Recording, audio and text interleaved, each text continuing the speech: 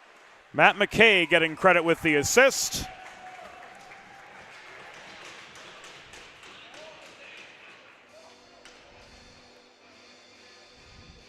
And the Springfield Cougars have gotten one back.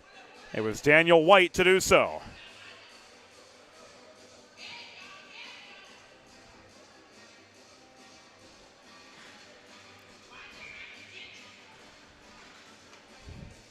White had the clear lane.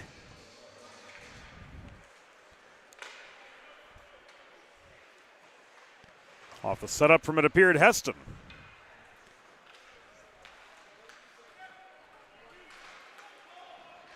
To get past Fiona Walker on the 8th. Springfield shot, let's listen in. Assist on the play, number 11, Jacob Heston. Number 88, Alexander Lasacco. White from Heston and Lasacco. So indeed it was Heston with the primary helper. And Alexander Lasacco getting the secondary.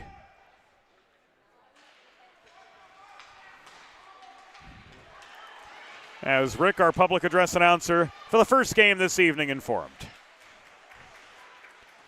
Walker denies Barber on the fast break. Barber again steers this puck to the far corner. Grant takes a hip check from Hoban. Looked like Patnod got the worst of that, though. This shot from Aureliano was wide.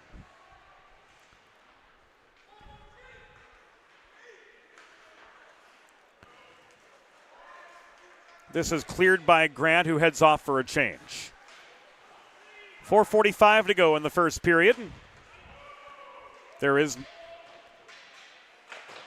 a 2-1 lead for the Penncrest Lions at this point of the first half of our Monday doubleheader. And Andrew Hausch takes a check in the near corner, protects the puck, setting up Francis. Shot from the top of the near circle was blocked, and O'Brien clears.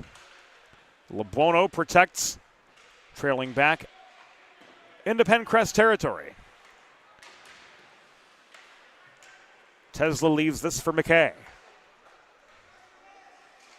To LeBuono behind the net.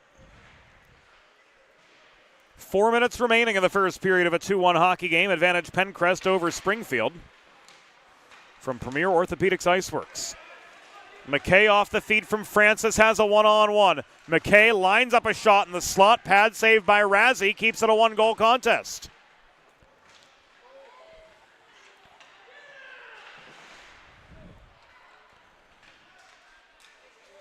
McCarty couldn't make anything happen off the rebound. This is poke check by Murphy, out of harm's way.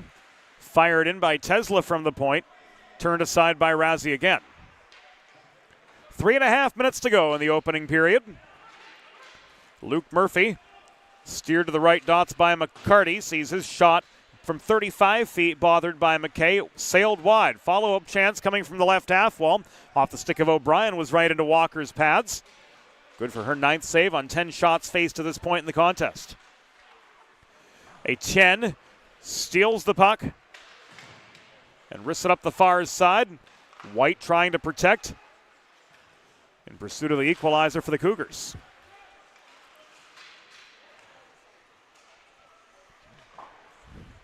A 10 chips this off the glass. Perry gloves it down, delayed offside. Everybody's tagged up. That puck was launched in up the near wall. Played out by Benetien up the far side. Scranton looking for his second goal of the night. Stick handles through neutral territory. Got a stick in the midsection from Heston, but keeps on ticking, throwing the puck in behind the Springfield goal. 2:20 to go in first period play. And the Springfield counterattack was led by Heston, but he lost the puck at the Penncrest blue line. Recovered there by Cleary. Sophie Grant couldn't reel in the stretch pass across ice from Nash Grant. Nash Grant holding the right point. Tries to push through traffic, but White takes this away. Finn Cleary on the run. Recovers at the Penncrest line. Sophie Grant to Nash Grant. Thrown off the far boards. Recovered by Happus. just inside the Springfield stripe as we come to the final 100 seconds of the first period. It's a 2-1 hockey game. Advantage Penncrest over Springfield in this mid-division ICSHL Central Division matchup. Final 85 of the first period of a 2-1 contest. Scranton taken down. Got tangled up with Happus at the Springfield goal line. Here's Hoban the other direction. Steered by Cleary. Got a shot away and it bounces in.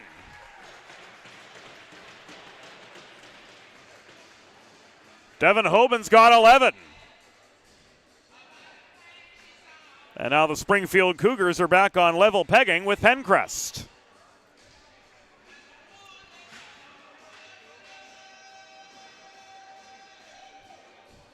The Delaware Sports Medicine instant replay shows that was tipped by Moriliano. Off Hoban's advance. Up the right wing boards. So we're tied up 2-2 as we come to the final minute Last minute to play in the first period. of the opening period. Springfield goal scored by 33, Devin Hoban. Assist on the play number 98, Brady Barber. Hoban for Barber. Give Barber the secondary assist.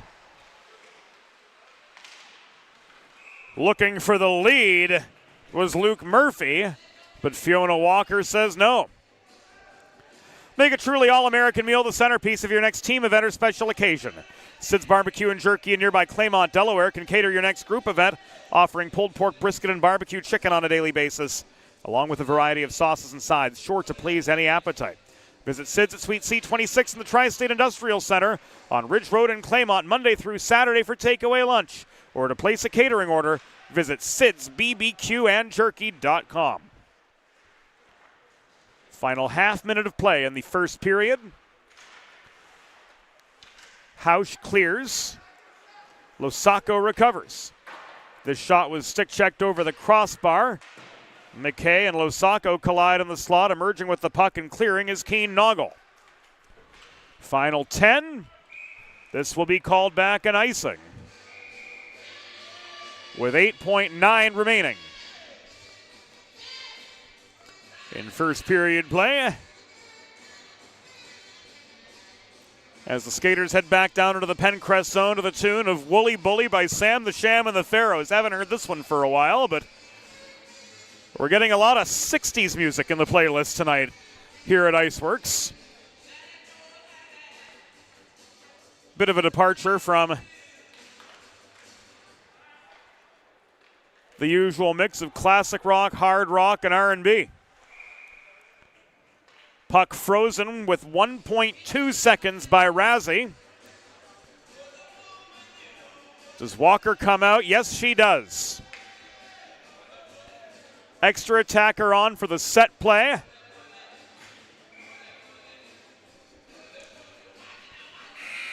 In the final second of the period, and that does it for the first 17 minutes. 2-2 through one period. We'll be back on the Delaware Hockey Network after the first intermission, and it's all brought to you by Long and Greenberg.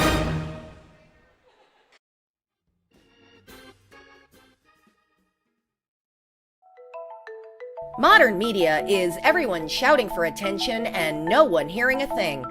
Broadcast to social, print to digital, 412 Communications has the solution to get you heard. Want to know more? Visit 412communications.com today.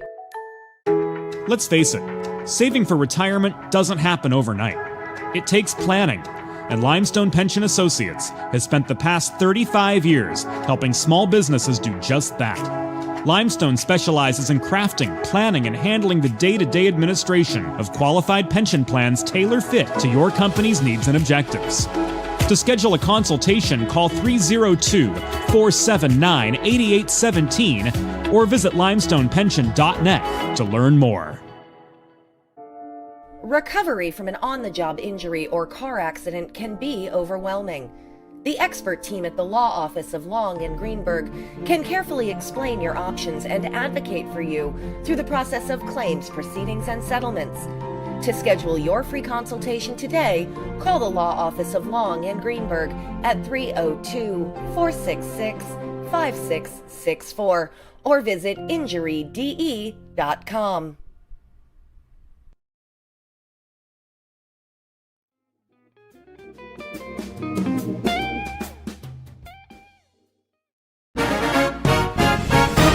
It's time for the second period. Let's head back upstairs to James Witherite. Thank you, Norm Borg. Welcome back to the Delaware Hockey Network, live on the 412. Brought to you by the law office of Long and Greenberg. Nosike Onyemobim drops the puck on the second period. And the Lions and Cougars endeavor to break a 2-2 deadlock. It was all Penncrest to start the proceedings. Early goals by Gabe Hartman and Scott Scranton, giving the Lions the early 2-0 advantage, but Springfield responded. Danny White with his 14th of the season. Cole Moriliano with his 5th of the season, putting Springfield back on level pegging. Net is dislodged 24 seconds into the second period. If you're just joining us on the Delaware Hockey Network,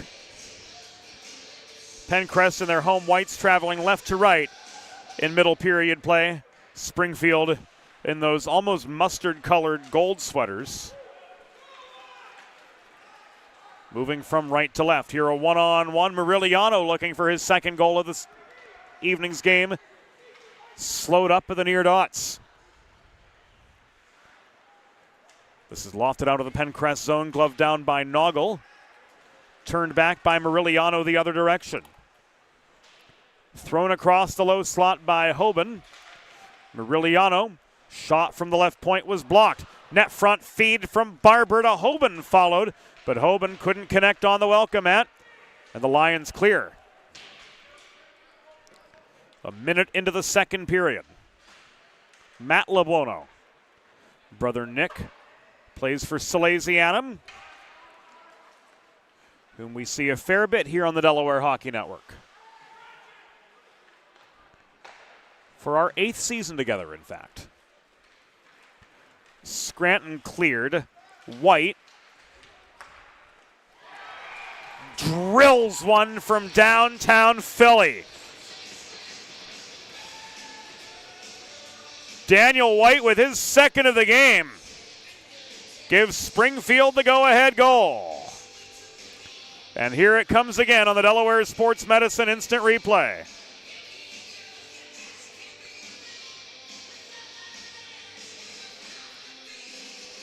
Walker goes down to the butterfly. White goes top corner. And it's now 3-2 Springfield.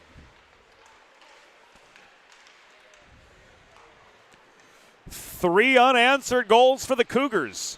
2 of them from the hot hand of Danny White, who's got his 14th and 15th on the year. Springfield goal scored by number 23, Daniel White. That's his second goal of the evening. Assist on the play, number 2, Cole Kuzmic. Number 88, Alexander Lasacco. White to Kuzmic and Lasacco. Kuzmic and Losacco getting credit for the assists. If you were unable to hear Rick,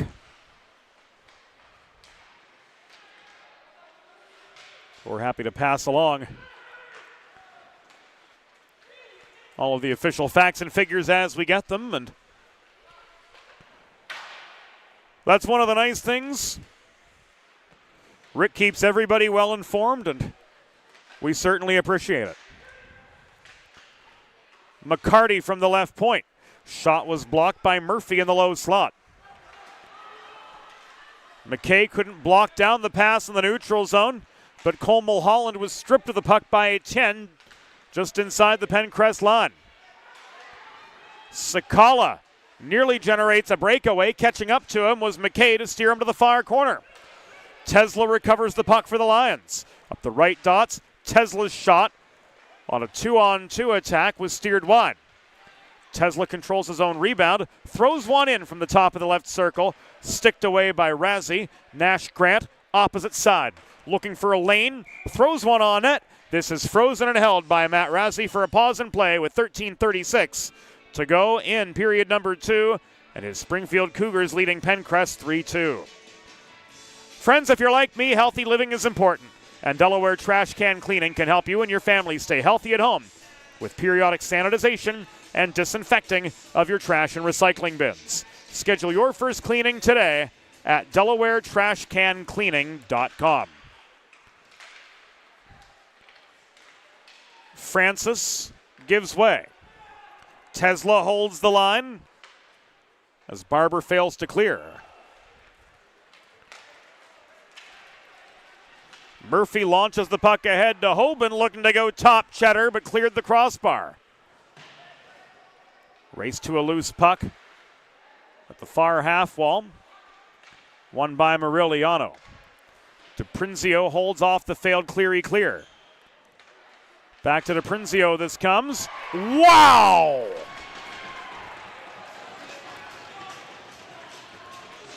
DiPrinzio from the right point on the board for the first time this season. And Springfield has just posted their 4th unanswered goal.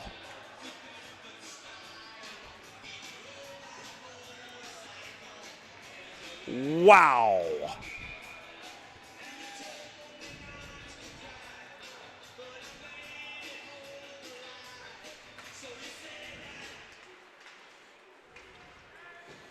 Michael DiPrinzio getting his first of the season, and we'll get the particulars here momentarily.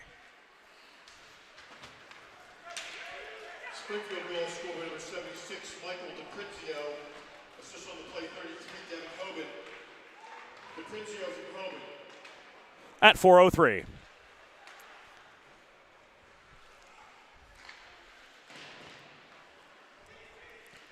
Muriliano centered, nobody home.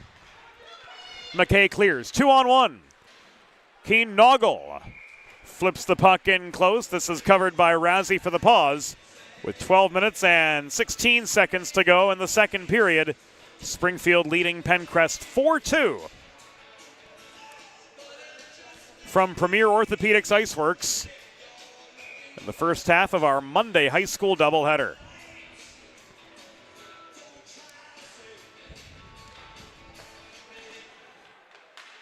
Face-off came to the right of Matthew Razzie. The Grant shot from the right point, blocked by Kuzmic. It sailed high in the atmosphere and bounced on the far corner of the Springfield zone.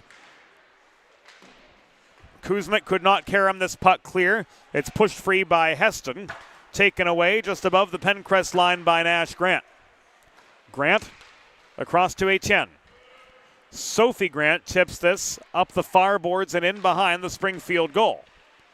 Chased down by Anderson, who was overpowered by Happus. Heston up the far wall. Connects with White on the advancing pass, looking for his 3rd goal of the game. White's already got 2 of Springfield's 4 to this point. White fails on the wraparound. Grant with the block, and a puck trapped on the webbing of the net brings us a pause in the action with 11:20 to go in the second period.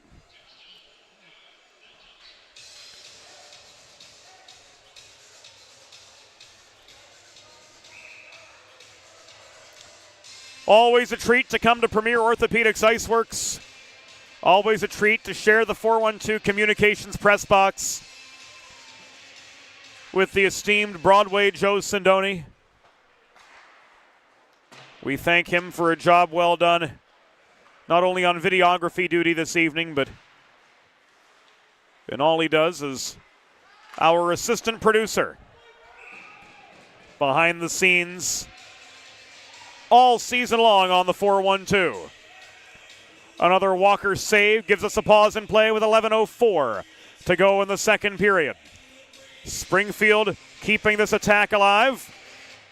And Ben Wyatt wins the faceoff, but taking the puck away and walking it up ice is Tesla, slowed up at center by Luke Murphy. This will be whistled offside against the Cougars with 10:52 to go in the second period. Faceoff comes back above the Penncrest blue line. This is tied up by McKay. Taken away by Mulholland. Barely enough of a hesitation from him for O'Brien to get back onside, and that enables the Cougars to enter legally. Blocked shot by McCarty. The follow-up in close from Ben Wyatt was blocked away by Walker.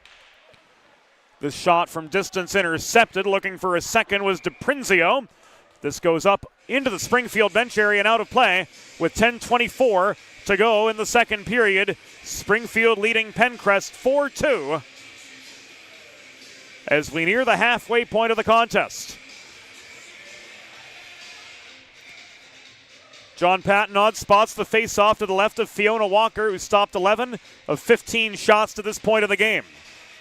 Hausch fans on the puck, trying to crash the net off the draw was Hoban, looking to add to his pair of assists. Hoban doesn't, but the Cougars get another. And it was Braden Barber to give Springfield one for the thumb. 6:44 into the second period.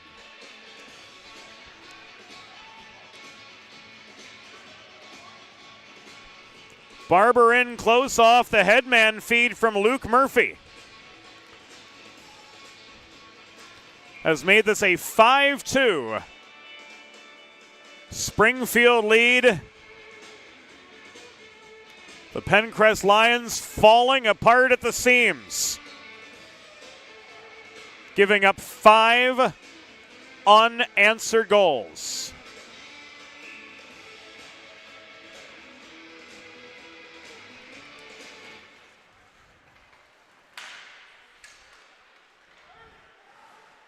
It's long been said hockey is a game of momentum. Since the 12th minute of the first period, the momentum has been going one direction, and that's in Springfield's favor. Here's another 2-on-2 off a neutral zone turnover, at the shot from Hoban was wide of the far post. Here's Rick. Barber. Assist on the play number 33, Devin Hoban. Barber from Hoban. So Devin Hoban getting the other assist. We had Murphy on the primary helper with the feed through the slot, setting up Barber on the doorstep for his 5th of the season. 5th of the game as well for Springfield, who's got a 5-2 lead over Penncrest. Grant winding up from the right point. Shot was rushed and off target. Noggle on the doorstep, confronted by Happus, couldn't get one away. Here's Heston splitting the wickets, but the shot goes right into the glove of Fiona Walker for a pause with 9 minutes and 6 seconds to go in second period play. And her Penncrest Lions in a 3-goal deficit to Springfield.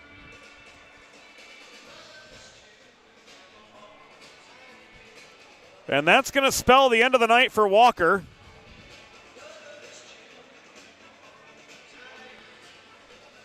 "12 saves on 17 shots. Olivia Jacoby takes her place.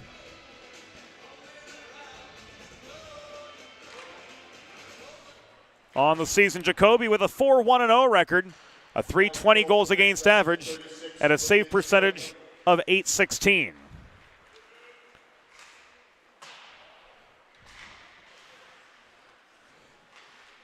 We should note that Fiona and Olivia, though teammates, splitting time between the pipes for Penncrest, are adversaries on weekends, playing for the Philadelphia Junior Flyers and Little Flyers in some combination or another. And Ryan Anderson tracks down a rebound net front to get his 21st of the season and bring Penncrest back to within 2.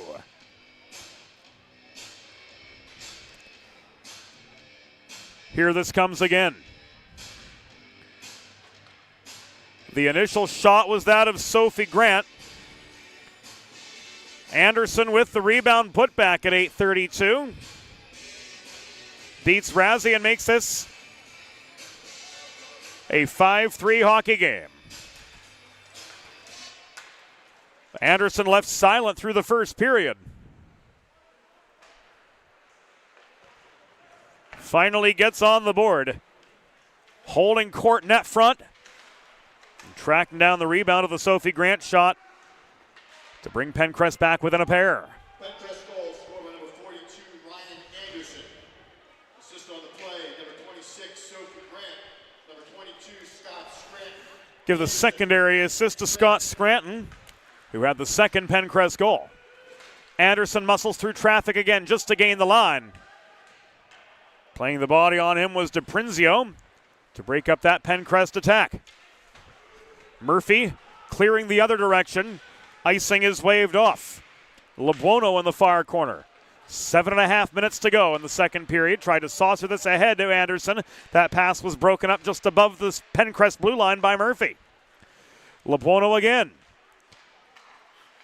Under some pressure to Grant. This backhanded by Aiden Noggle up the left wing boards. Taken away behind the Springfield goal by Happus and lofted clear up the near side. LeBuono on the back check. Under forechecking heat from Hoban. Does work the puck up the near wall to Francis on further to McCarty, but taken away from him by Perry. Fired across to the opposite side where Barber backhands this puck into the neutral zone. LeBuono standing his ground. Battle for the puck just beyond the center red line. At the top of the Springfield bench with just over 10 minutes elapsed in the second period of this 5-3 game. This is studied by Jacoby. Cleared up the middle by Nash Grant to McKay. 3-on-2. McKay, hard shot. Caught and held by Matthew Razzie for a pause in the action. And we're going to see this again on the Delaware Sports Medicine Instant Replay. End-to-end attack for the Lions, trying to muster some momentum of their own. The Matt McKay shot from the top of the right circle. He had a good line for that top left corner of the cage, but Matthew Razzie had a beautiful read on the shot and did what he had to do to keep his Cougars up by 2. 6.5 remaining of the second period. 3 17-minute periods in ICSHL play. According to USA Hockey rules, the net front chance from Heston off the Happus feed was botched, sailed wide into the near corner. Happus again, this time from just in front of the red line. Sticked away by Jacoby. Rebound cleared off the far glass by Etienne. Turned back by Perry from just above his own blue line, and this is going to roll back and icing with 6 minutes to go in the second period. The 5-3 game, advantage Springfield, but they'll be back in their own zone for the ensuing face-off. Whether you're a competitive athlete or a lowly 26 handicap like me, a sports medicine physician is an important player on your health team. And with years of experience treating high school, collegiate, professional, and everyday athletes alike, Dr. Brad Bly of Delaware Sports Medicine is the specialist you need to achieve personal best and lead a healthier lifestyle. And with clinics in both Wilmington and Townsend, Delaware Sports Medicine is here for every athlete in your family. Learn more at desportsmed.com today. 5:49 to go in the second period. Face-off coming to the left of Springfield netminder Matthew Razzie, who has stopped 11 of 14 shots faced to this point. Hausch got stick on puck off the draw on the near circle, but Heston picks up the puck, walks it in to Penncrest territory. The drop pass to Losacco led to a high and wide shot. Follow-up from the near point, and Murphy was intercepted. Kuzmic pulls back at his own line. To Murphy. Murphy up the middle. Takes aim, splitting the wickets on the shot from 40 feet, but he rings that puck off the back glass behind Jacoby. Grant and Losacco contest a puck below the goal. Kuzmic turns this back in behind the net to White. White hassled by Cleary. Now Hausch offering defensive pressure as well. 5 minutes to go in period number 2. Looking for the wraparound was White. Stutter step from him. A couple quick stick handles. He tried to go top corner, but to no avail. This is taken away by Keen Noggle, but not cleared. Cleary opposite side. Sends the puck the length of the ice up the far boards. Pat Nod waves off the icing as Kuzmic was ruled able to play the puck. In fact, he attempted to, but to no avail. So the Cougars forced to set up shop behind their own net. Sophie Grant intercepts the breakout pass, but couldn't connect with Anderson on the forecheck. This is Nash Grant taking aim from the right point. Shot right into the breadbasket of Matt Razzie, who holds for the pause with 4 minutes and 13 seconds to go in the second period. Springfield clinging to that 5-3 lead over Penncrest in the first half of our Monday night doubleheader on the Delaware Hockey Network. Anderson and Muriliano in for the near circle draw. Barber clears the zone. Grant waited just enough for Anderson to tag up, but her shot was long and wide to the near side after regaining the line. Scranton, Grant off the backboards. McKay holds the line. He sends this through traffic. It is deflected to the near corner. Race for the puck does not go Anderson's way. The captain in for 1 goal so far tonight. Hartman and Scranton, the other 2 Lions, to find the back of the Springfield net. The centering pass from Hoban to Barber off the fast break didn't connect, but the secondary shot made it in.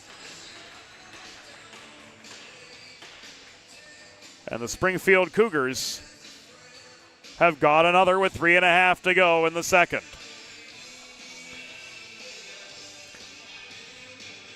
We watch it again on the Delaware Sports Medicine Instant Replay.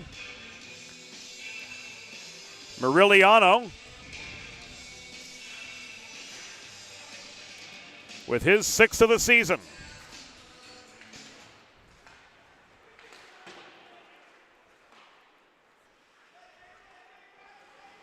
As his 2nd of the game, giving Springfield now a 6-3 advantage. The goal was unassisted.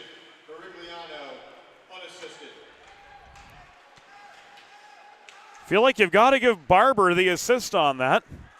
We're actually going to take another look at it right now on the Delaware Sports Medicine Instant Replay as we come to the final 3 minutes.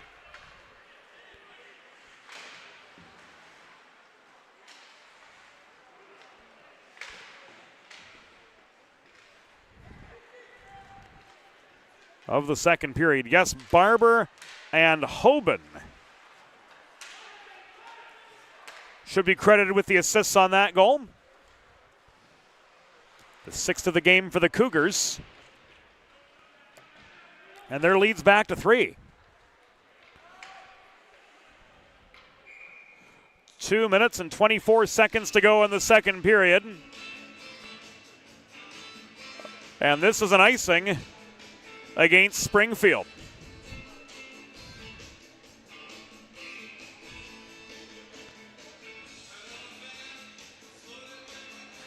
Face-off comes to the right of Matthew Razzie. Daniel White, one of 2 Cougars with 2 goals on the game. Overpowered on the draw by Anderson, but Scranton was outnumbered in close. Here's White, 1-on-2 the other way. White chips the puck past Etienne. Anderson plays the body on him below the goal. Sophie Grant can't work clear. Lasacco strips the puck. It is recovered by McKay. McKay clears the zone. Having to wait was Murphy in the neutral zone. A delayed offside situation in the works. And able to get to the puck in time in the far corner is Ben Etienne for the Penncrest Lions, but unable to clear. 107 seconds to go in the second period from Premier Orthopaedics IceWorks. It's a 6-3 game advantage. Springfield over Penncrest. Winner of this game will own 5th place in the ICSHL Central Division. Anderson's tip was wide. McKay's follow-up, frozen by Razzie. A couple rapid-fire saves, keeping this a 3-goal game with 1 minute and 22 to go in the second period. We watch again on the Delaware Sports Medicine Instant Replay. There's the McKay chance off the initial rebound. But Razzie freezes for the pause. Face-off comes to Matthew Razzie's right, 14 for 17 in the save department so far tonight. Nash Grant holding the right point. Throws the puck behind the net. It's backhanded by Rupert out the far side. Hoban having to work to clear does, connecting with Muriliano on the breakout. This puck is thrown in from distance, paddled by Jacoby to the near corner. Olivia Jacoby joined this game 8 minutes ago in relief for Fiona Walker, who saved 12 of 17 through what was the first 24 minutes of the contest. Grant winds up. Shot was wide. Cleary, slap shot the other way. Took an awkward bounce in the low slot where Hausch was boxing out for position. Grant follow up, again near point. Rings off the pads of Razzie. Unable to glove the puck down was Cleary. This comes back into neutral ice. Grant pulls back to his own line. Cleary to Hausch. Up to left dots. Hausch takes a body into the far glass from Muriliano and caroms the puck below the net. This is cleared back the other way by Rupert. Held in by Cleary. Final 5 seconds. Shot off the pads. This is cleared off a net front backhand from Muriliano, and that does it for the second period. The score through 34 minutes. Springfield 6, Penncrest 3. We'll be back on the Delaware Hockey Network after the second intermission. It's all brought to you by the law office of Long and Greenberg. Think about it. The trash and recycling bins in our homes, even with normal use, are places where harmful bacteria like Salmonella and E. coli can multiply by the thousands. But like anyone, you want to keep your home and your family as healthy as possible. Delaware Trash Can Cleaning can help. They sanitize your trash cans with high-pressure hot water jets that can kill over 99% of the germs and bacteria in your cans in just a few minutes. To schedule your first cleaning, call 302-310-9075 or visit DelawareTrashCanCleaning.com. Recovery from an on-the-job injury or car accident can be overwhelming. The expert team at the law office of Long and Greenberg can carefully explain your options and advocate for you through the process of claims, proceedings, and settlements. To schedule your free consultation today, call the law office of Long and Greenberg at 302-466-5664 or visit injuryde.com. There's nothing all-American quite like a good old-fashioned barbecue. Sid's Barbecue and Jerky brings the most tender and flavorful pulled pork, brisket, and barbecue chicken to the tri-state area and is sure to turn your next gathering into a truly all-American event. Visit Sid's on Ridge Road in Claymont, Delaware, or place your next catering order at sidsbbqandjerky.com.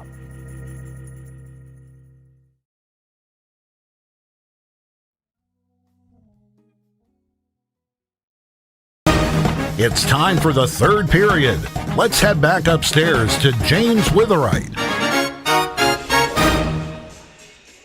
Thank you, Norm. Welcome back into the Delaware Hockey Network. We are live on the 412. All brought to you by the law office of Long and Greenberg through 34 minutes of hockey. The Springfield Cougars lead the Penncrest Lions by a tally of 6-3. 2 goals apiece from Danny White and Cole Muriliano. Looking for the convert was White off the Heston setup on a fast break to start the third, but ultimately to no avail. Centering pass was intended for Heston, originating from Losacco in the far corner, but it was blocked offline. Losacco looking for a lane through traffic. The shot from Heston goes into the back netting. And out of play, 26 seconds into period number 3. Looking at what's up next tonight on the Delaware Hockey Network, Garnet Valley versus Radnor. We'll hit the airwaves for that game roughly 8:55 p.m. We're looking at about a 9-10 face-off. Stay right here for continued coverage from Premier Orthopaedics IceWorks.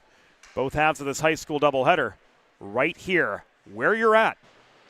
On your browser, on your phone, on your Roku, on your whatever device it is. There are so many of them now that I've lost count, but anywhere with a YouTube app, you can tune into the 412, and we're delighted to have you with us. James Witherite, Joe Sindoni with you here on the 412 this evening. And it took us 35 minutes, but we've got our first penalty of the game.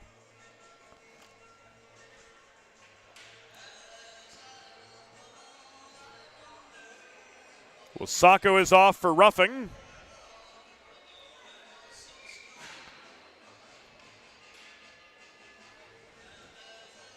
The Penncrest Lions head to the night's first Carl Dubé power play.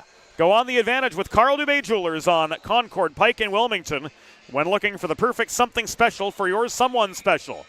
In Delaware, 4 diamonds, it's Dubé. Anderson, McKay, Scranton, Grant, and Hartman. The 5 on for this Penncrest Lions' first Carl Dubé power play.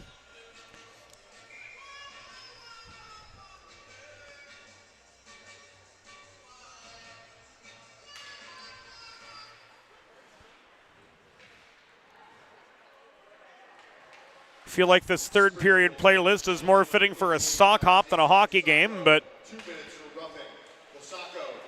we'll leave that alone for the time being. Anderson pulling back just behind Red, leaves this to Nash Grant. Is that 50s or 60s runaway? I can't remember.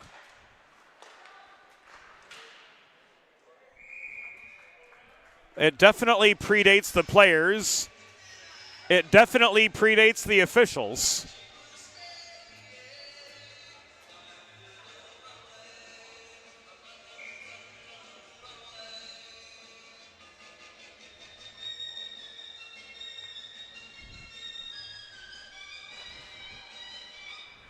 Can't say I've ever heard that in a hockey rink.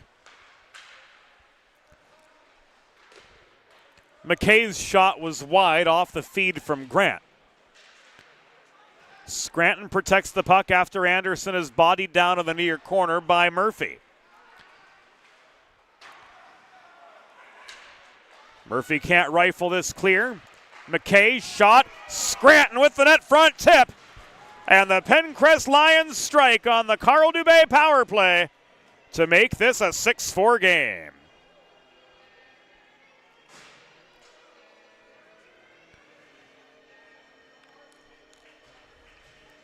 Here we see it again.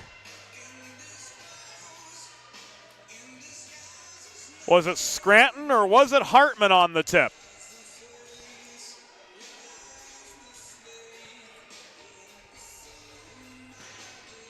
Both there on the doorstep. One of them got in to beat Razzie. And make Springfield pay on the Carl Dubé power play. It is now 6-4.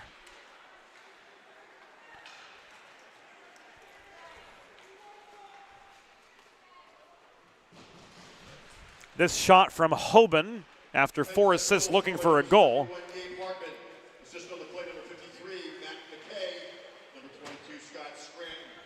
Was turned aside by Jacoby.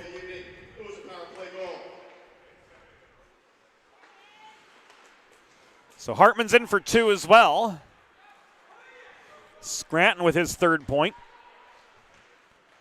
By way of his 2nd assist, he had that goal. 10:27 in the first period as well, which gave Penncrest their only multi-goal lead of the game.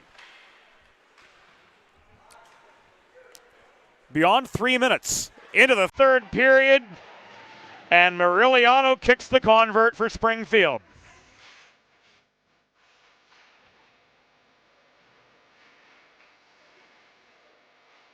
Cole Muriliano puts a bow on a hat trick.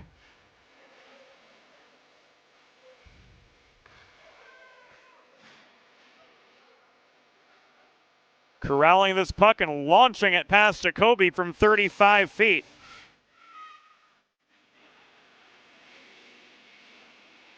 Now a 7-4 hockey game. Advantage Springfield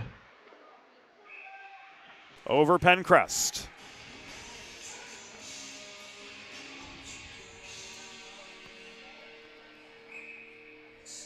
The Dubé name has been a family tradition in Delaware dating to 1895, representing 4 generations of fine custom jewelry in the first state. Carl Dubé also offers appraisal, design, resizing, and repair services. Find the perfect something special for your someone special. Visit Carl Dubé Jewelers on Concord Pike in Wilmington. In Delaware for diamonds, it's Dubé. 13:17 to go in the third period. Springfield leading Penncrest 7-4 in what is the penultimate game of the season, at least as far as regular season competition is concerned, for Penncrest. They'll square off at the Stadium against Lower Merion a week from Thursday to bring their ICSHL table to its conclusion.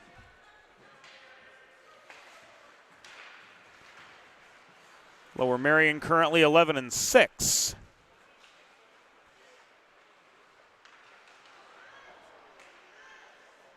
in ICSHL play. Meanwhile, the Cougars will face Conestoga in a home-and-home Tuesday and Thursday of next week to bring their regular season table to a conclusion. Hosting Conestoga here on Tuesday, February 20th at Premier Orthopaedics IceWorks, and then traveling to Iceline 2 days later to close out the regular season. As we mentioned earlier, coming up next on the Delaware Hockey Network, Garnet Valley versus Radnor. Game time roughly 9:10 p.m. between the Jaguars and the newly minted Radnor Raptors. Off the crossbar was Hoban. The pass from Murphy to Hoban was intercepted. And this puck is covered by Razzie before Francis can reel it in with 11:33 to go in regulation.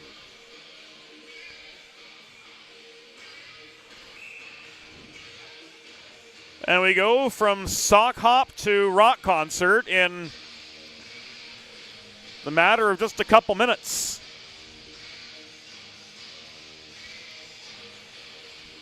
Hausch and Morigliano take the draw on the near circle. Puck thrown in to the top of the crease, covered by Razzie.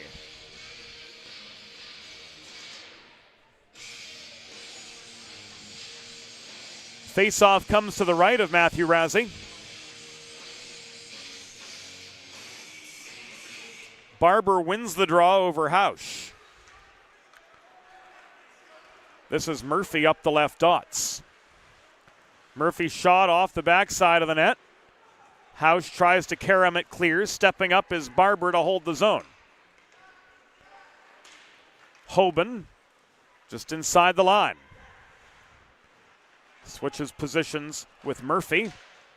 Murphy throws one in close. Morigliano couldn't finish on the doorstep. Here's Hartman all alone. Backhand, no! Puck is loose in front. And the net comes off its moorings behind Matthew Razzie for a pause in play.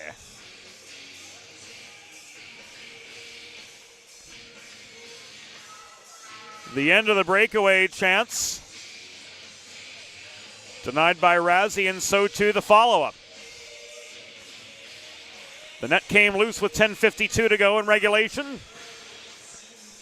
And play will restart with an attacking zone face-off for the Lions. Anderson unable to get through White. White up the left dots, gains the zone. The backhand shot from Losacco was sticked away by Jacoby. Heston on the doorstep. Could not control the rebound. This is tied up at the Penncrest blue line off the rebound. Scranton tries to shovel the puck forward. The advance from Alexander Losacco is whistled offside by Onyemobin with 10:27 to go in regulation, and Springfield leading Penncrest 7-4 here at Premier Orthopaedics IceWorks on this Monday night.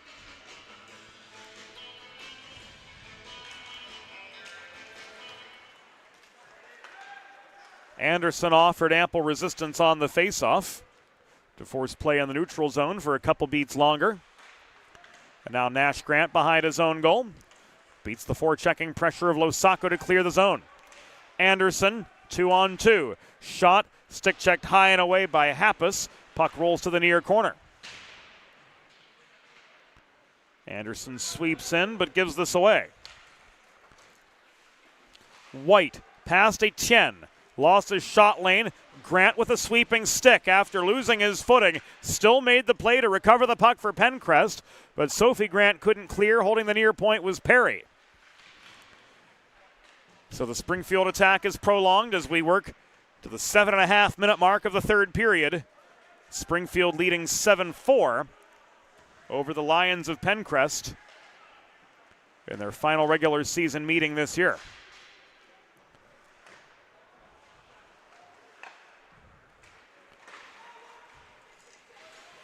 Be sure to visit DelawareHockeyNetwork.com and follow all of our social media channels at DE Hockey Network for our playoff coverage schedule. Once matchups are solidified.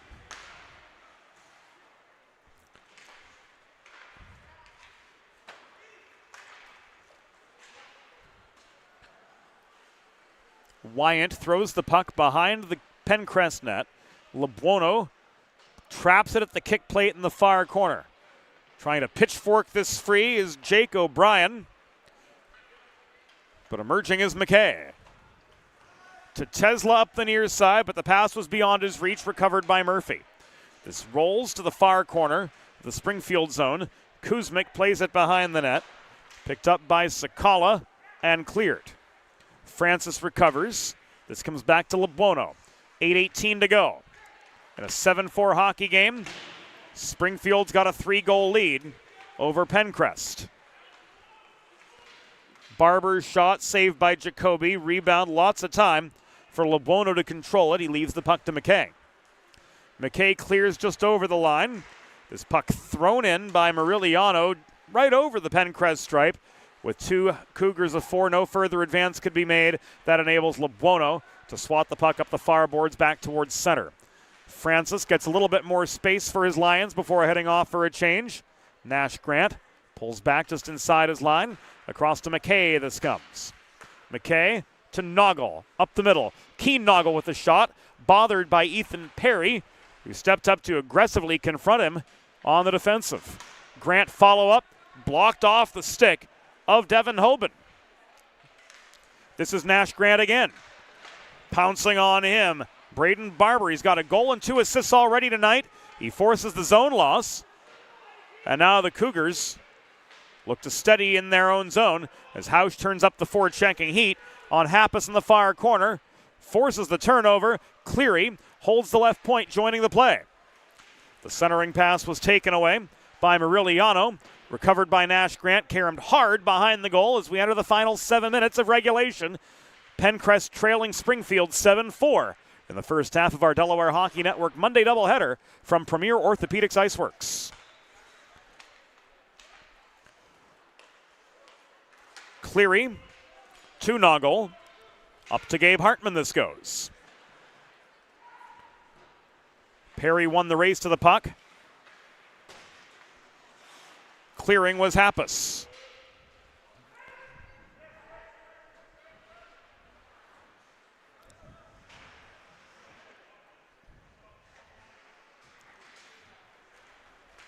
Scranton emerging from the pack, could not find Hartman on the breakout pass. Losacco recovers the puck.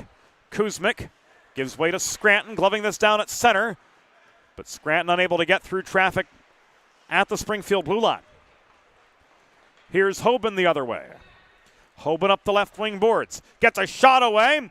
It bounces off Jacoby and trickles in. So Springfield's now got 8 with 5:52 to go in regulation. Hoban, after 4 assists, gets one for himself here.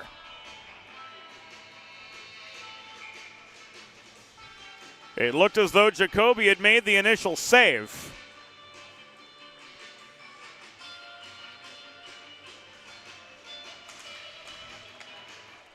But 'twas not to be. Puck bounced away from her control and into the Penncrest net. Springfield now up 8-4. Scored by number 33, Devin Hoban. That's the second of the evening. The goal was unassisted. Hoban, unassisted. The goal earlier credited to Hoban was indeed Moriliano's first, as we saw in the Delaware Sports Medicine instant replay in the closing moments of the first period.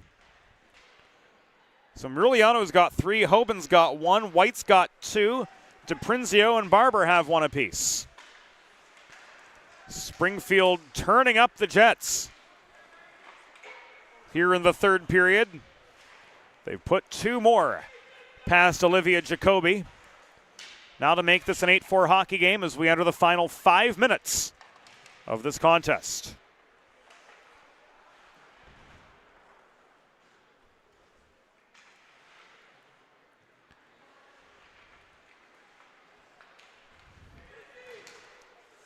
Mulholland held the line. Anderson gloves the puck down. Skates a tight circle to try to gain some space. Left to Sophie Grant. She throws it up the near boards. And this will come back in icing with 4:22 to go in regulation. Springfield leading 8-4 over Penncrest.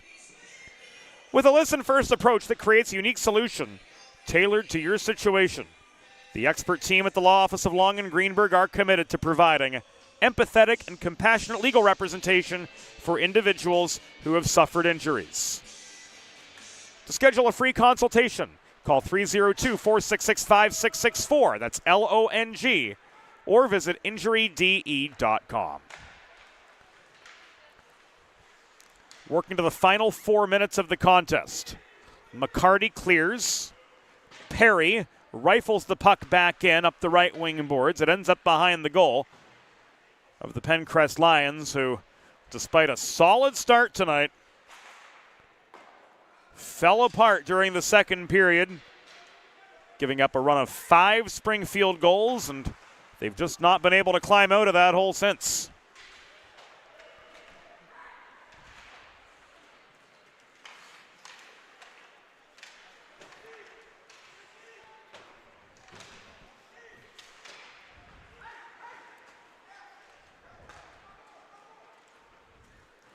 Final 200 seconds of the game. Danny White, confronted by McCarty. Francis sweeps in and pickpockets the puck. Tesla swats this toward the Springfield blue line, where Rupert recovers. Volleyed back by McKay. Across neutral territory into the path of Kuzmic. Kuzmic waits. Launches the puck across ice. Taking a body in front of the Springfield bench was Rupert. McKay again to Cleary. White swarms, strips the puck. Net front setup, intended for Heston, couldn't connect. 2:40 to go in regulation in this 8-4 game. The shot from Rupert from just inside the blue line bounced wide of the near post. This is offside, says Onyemobim, with 2:28 to go in regulation.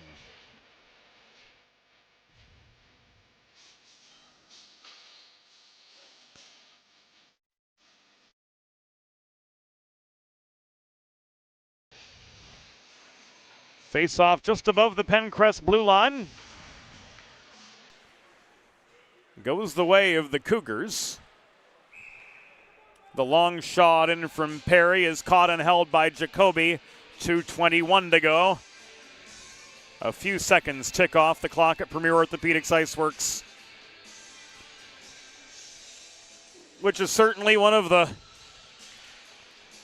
nicer and more accommodating venues in the Intercounty Scholastic Hockey League. Always a pleasure coming here.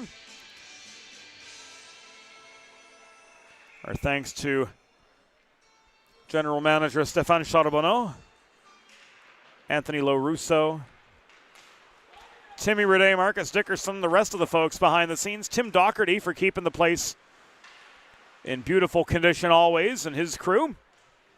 They do a great job with the ice surfaces here at IceWorks, all four of them, and can't thank them enough for making this an enjoyable place to come to work during hockey season.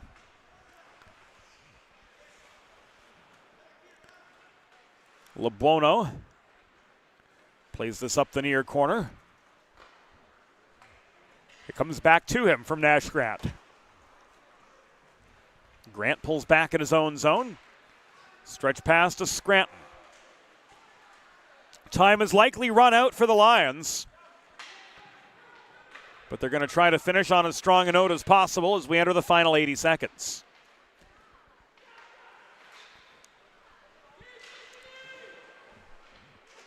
Sakala failed on the shot from the bottom of the near circle.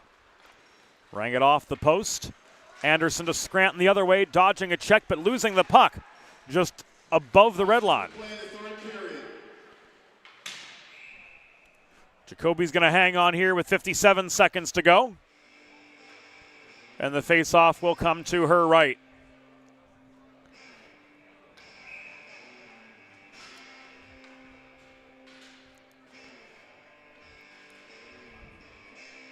So this one effectively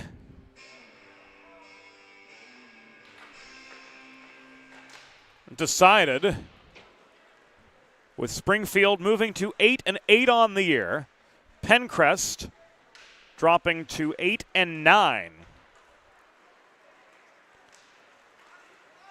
before their final regular season game. It'll be next week against Lower Merion. This shot from Hoban was kicked away by Jacoby. Final half minute. Muriliano across the line to Rupert. Thrown behind the net, Etienne tries to turn it back the other way. Puck intercepted by Kuzmic below the Penncrest goal. Final 13 seconds.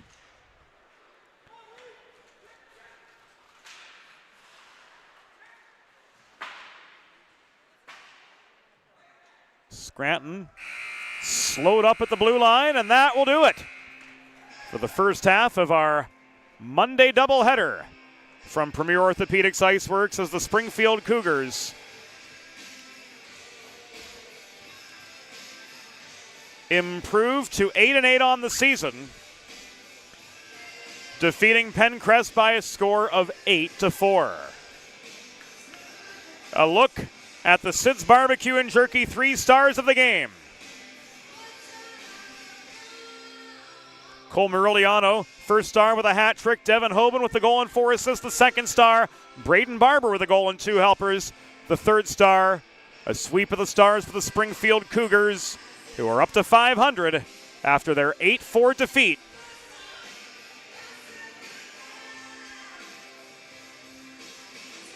of the Penncrest Lions.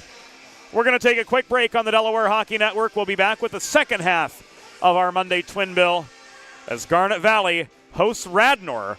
That coming up, game time roughly 9:10 following senior night festivities. We'll be back with the second half of our DHN doubleheader here on the Delaware Hockey Network, and it's all brought to you by the law office of Long and Greenberg. Recovery from an on-the-job injury or car accident can be overwhelming. The expert team at the law office of Long and Greenberg can carefully explain your options and advocate for you through the process of claims, proceedings, and settlements. To schedule your free consultation today, call the law office of Long and Greenberg at 302-466-5664 or visit injuryde.com. Whether you're a competitive athlete or a weekend warrior, a sports medicine physician is an important player on your health team. With over 10 years of treating high school, collegiate, professional, and everyday athletes, Dr. Brad Bly of Delaware Sports Medicine is the specialist you need to achieve personal bests and lead a healthier lifestyle. With clinics in Wilmington and Townsend, Delaware Sports Medicine is here for every athlete in your family. Visit desportsmed.com today to learn more. There's nothing all-American quite like a good old-fashioned barbecue. Sid's Barbecue and Jerky brings the most tender and flavorful pulled pork, brisket, and barbecue chicken to the tri-state area and is sure to turn your next gathering into a truly all-American event. Visit Sid's on Ridge Road in Claymont, Delaware, or place your next catering order at sidsbbqandjerky.com. Let's face it, saving for retirement doesn't happen overnight. It takes planning, and Limestone Pension Associates has spent the past 35 years helping small businesses do just that. Limestone specializes in crafting, planning, and handling the day-to-day administration of qualified pension plans tailor-fit to your company's needs and objectives. To schedule a consultation, call 302-479-8817 or visit limestonepension.net to learn more. Modern media is everyone shouting for attention and no one hearing a thing. Broadcast to social, print to digital, 412 Communications has the solution to get you heard. Want to know more? Visit 412communications.com today. Think about it. The trash and recycling bins in our homes, even with normal use, are places where harmful bacteria like Salmonella and E. coli can multiply by the thousands. But like anyone, you want to keep your home and your family as healthy as possible. Delaware Trash Can Cleaning can help. They sanitize your trash cans with high-pressure hot water jets that can kill over 99% of the germs and bacteria in your cans in just a few minutes. To schedule your first cleaning, call 302-310-9075 or visit DelawareTrashCanCleaning.com. Elegant. Luxurious. One of a kind. Since 1895, the Dubé name has embodied these very qualities. Make the four-generation Dubé family tradition of fine custom jewelry your own, only at Carl Dubé Jewelers on Concord Pike in Wilmington. In Delaware for diamonds, it's Dubé.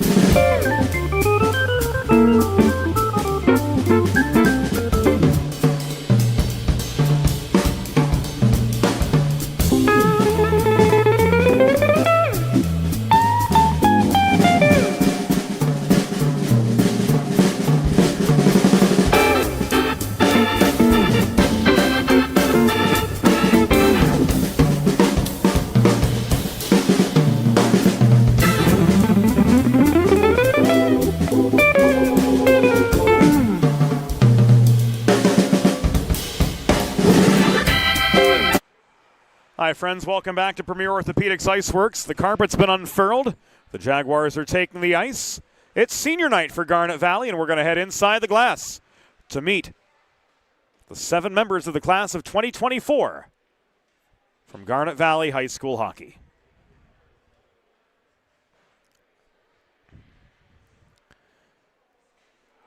Once again, fans, good evening, and welcome to Premier Orthopaedics IceWorks in Aston, Pennsylvania. Prior to tonight's Garnet Valley Jaguars game against Radnor, we would like to meet and recognize the 7 members of the class of 2024 of Garnet Valley Hockey.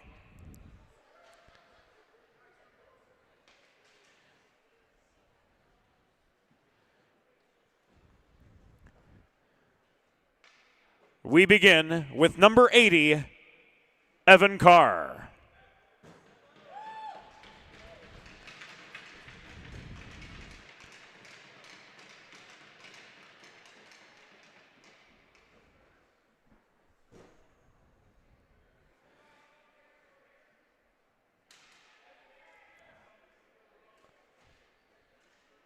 Evan joined this evening by his mom Nan, dad Barry, sibling Ran, and grandmother Janet. Started playing hockey at age 7. He's played from grades 1 through 12 for Garnet Valley. His favorite memory from Garnet Valley hockey, scoring his first goal.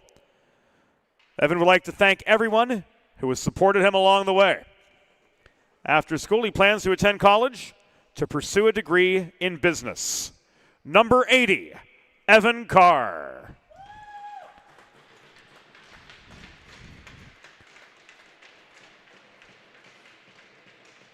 Our second senior is number 11, Joey Vasiti. Joey is joined this evening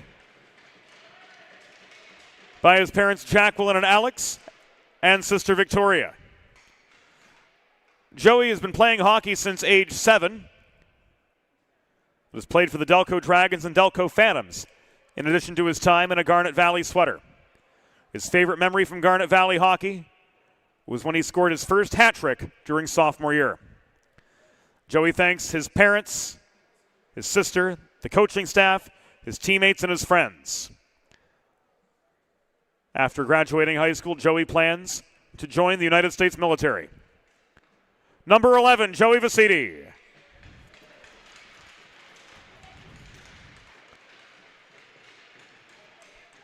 Our third senior is number 12, Cole Weselick. Cole is joined at ice level by his parents Tricia and Tony. Cole has played hockey for 6 years.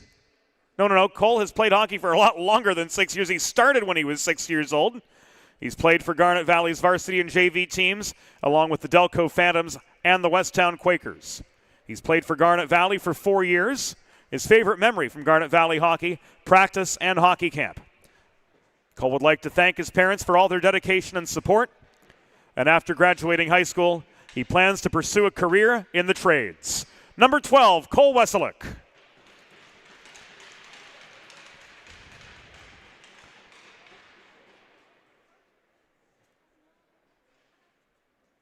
The last line of defense of this team.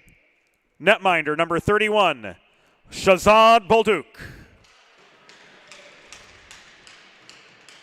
Shazad is joined on the ice by his dad, Pascal. Shazad's played hockey since age 9. He's played for Garnet Valley for a year, and he's also played for the Delco Phantoms and Team Philadelphia. His favorite Garnet Valley hockey memory was beating Marple Newtown during the Turkey Bowl. Shazad thanks his dad for all his help in getting him where he is today, both on and off the ice. And after graduating from high school, he plans to attend college to pursue a degree in biology. Number 31, Shazad Bolduc.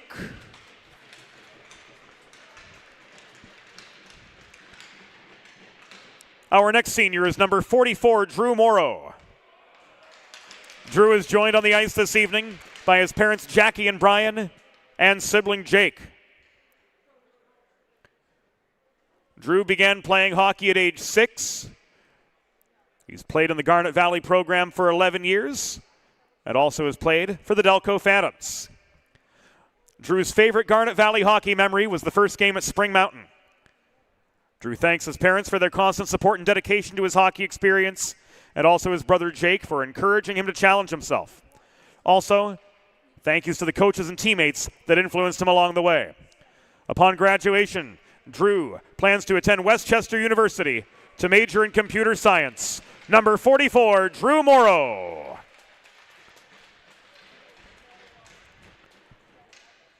Our next senior is number 13, Katrina Conway. Katrina's joined on the ice by her parents, Rachel and Patrick, and brother Owen. Katrina's played hockey for 9 years, along with Garnet Valley also appearing with the Delco Dragons, the Delco Phantoms, and the Philadelphia Little Flyers. Her favorite Garnet Valley hockey memory is being able to play alongside her sister and brother. Katrina thanks her parents for always supporting her, and she'd like to thank Coach Stefan for always encouraging her to play her best. After graduating from high school, Katrina plans to attend college to major in business.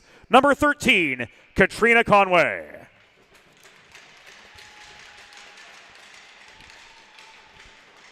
And last but certainly not least, your captain, number 45, Owen Doyle. Owen is joined on the ice this evening by his parents, Stacy and Jeff. He's played hockey since age 9, but he's played, in addition to Garnet Valley, for the Delco Phantoms and the Delaware Ducks. His favorite Garnet Valley hockey memory is playing in the outdoor game. He'd like to thank his parents and coaches for all of the support, and upon graduating from high school, Owen plans to attend either the University of Delaware, wouldn't mind having you as a blue hen, Owen, or St. Joe's, to major in exercise science. Your captain, number 45, Owen Doyle. Hockey fans, let's have a round of applause for the 2024 class from your Garnet Valley Jaguars. We're going to take a pause here on the Delaware Hockey Network as Ramon rolls the carpet back up, and warm-ups will begin momentarily. It's Garnet Valley and Radnor coming up next on the DHN, and it's all brought to you by the Law Office of Long and Greenberg. Recovery from an on-the-job injury or car accident can be overwhelming. The expert team at the Law Office of Long and Greenberg can carefully explain your options and advocate for you through the process of claims, proceedings, and settlements. To schedule your free consultation today, call the Law Office of Long and Greenberg at 302-466-5664 or visit injuryde.com. Whether you're a competitive athlete or a weekend warrior, a sports medicine physician is an important player on your health team. With over 10 years of treating high school, collegiate, professional, and everyday athletes, Dr. Brad Bly of Delaware Sports Medicine is the specialist you need to achieve personal bests and lead a healthier lifestyle. With clinics in Wilmington and Townsend, Delaware Sports Medicine is here for every athlete in your family. Visit desportsmed.com today to learn more. There's nothing all-American quite like a good old-fashioned barbecue. Sid's Barbecue and Jerky brings the most tender and flavorful pulled pork, brisket, and barbecue chicken to the tri-state area and is sure to turn your next gathering into a truly all-American event. Visit Sid's on Ridge Road in Claymont, Delaware, or place your next catering order at sidsbbqandjerky.com. Let's face it, saving for retirement doesn't happen overnight. It takes planning, and Limestone Pension Associates has spent the past 35 years helping small businesses do just that. Limestone specializes in crafting, planning, and handling the day-to-day administration of qualified pension plans tailor-fit to your company's needs and objectives. To schedule a consultation, call 302-479-8817 or visit limestonepension.net to learn more. Modern media is everyone shouting for attention and no one hearing a thing. Broadcast to social, print to digital, 412 Communications has the solution to get you heard. Want to know more? Visit 412communications.com today.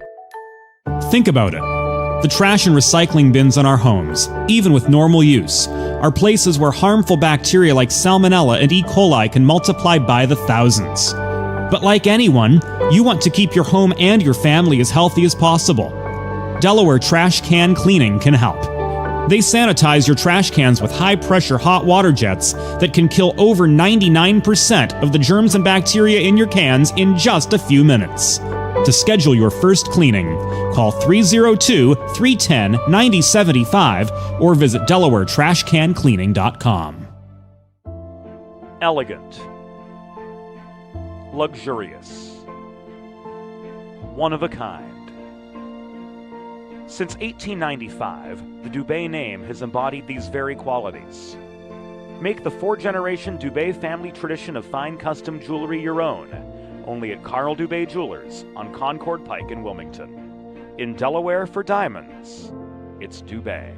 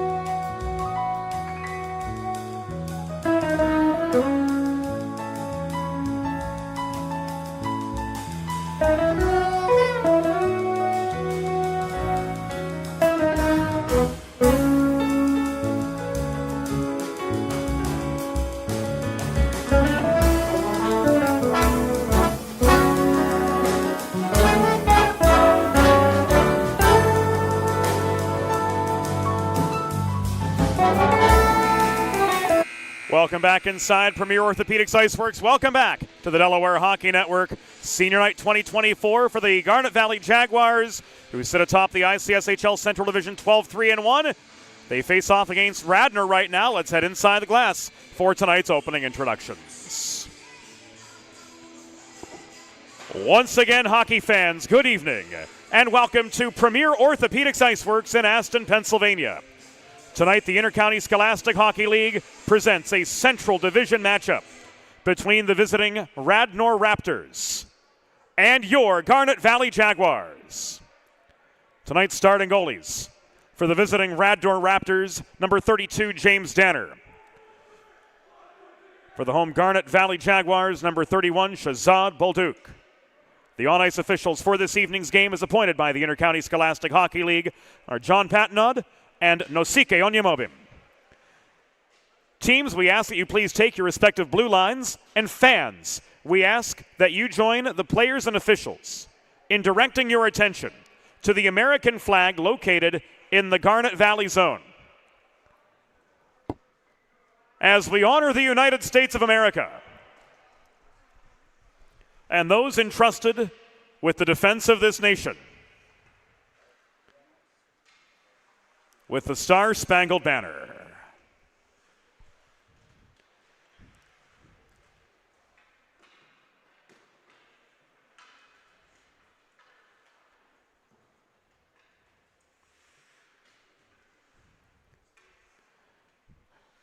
Oh, say, can you see by the dawn's early light what so proudly we hailed at the twilight's last gleaming, whose broad stripes and bright stars through the perilous fight o'er the ramparts we watched were so gallantly streaming, and the rocket's red glare, the bombs bursting in air, gave proof through the night that our flag was still there. Oh, say, does that star-spangled banner yet wave o'er the land of the free and the home of the brave?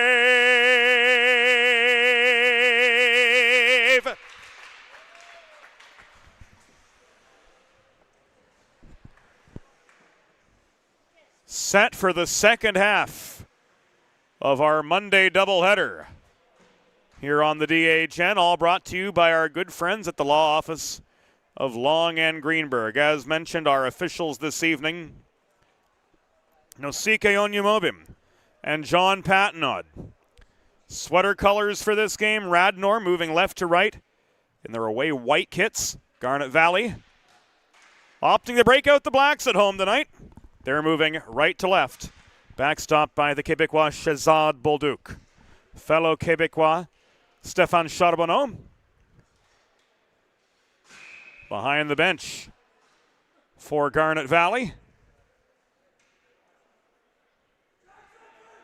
who's got a pair with 13 goals this season, Kevin Walton and Latham Hutchinson, both with a baker's dozen on the year. Jake Robinson with 12 goals and 9 helpers as well. Nick Skatis in double digits in the goal column. Caden Longo and Nolan Stott with 8 each on the year. And Captain Owen Doyle, big presence at the blue line. He's accounted for 1 goal and 14 assists on the season for the Jags.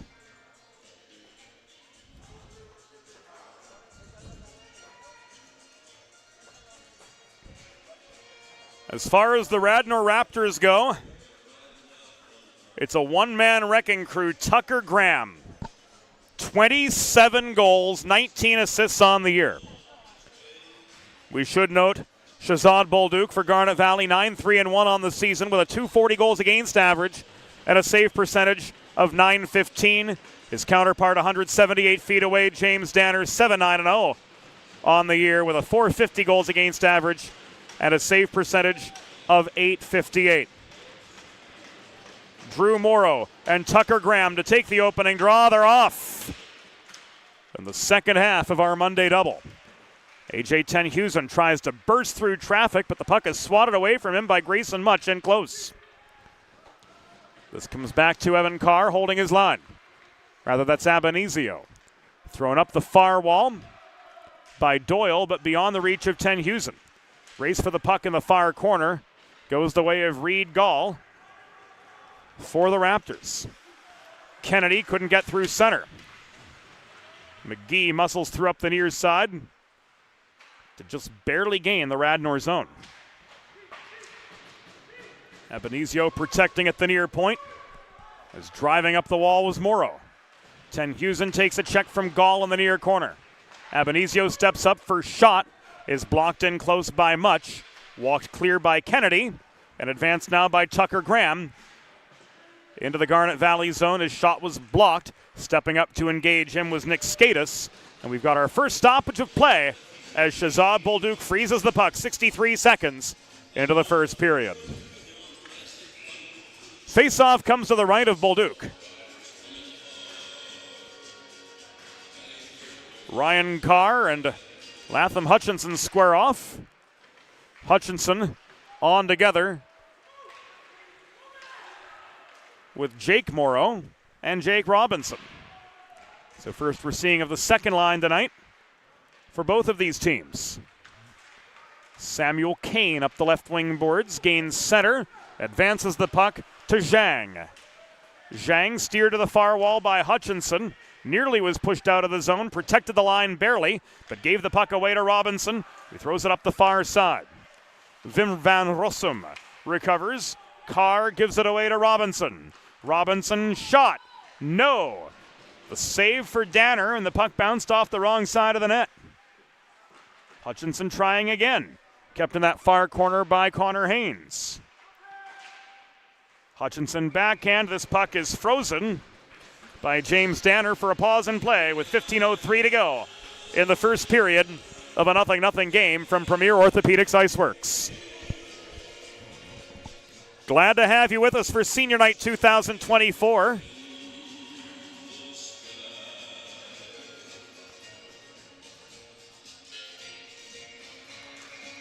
As the Garnet Valley Jaguars celebrate their septet of soon-to-be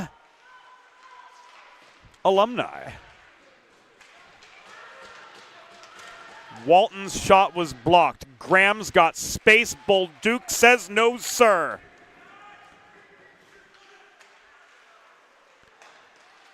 Intercepting the cross-ice pass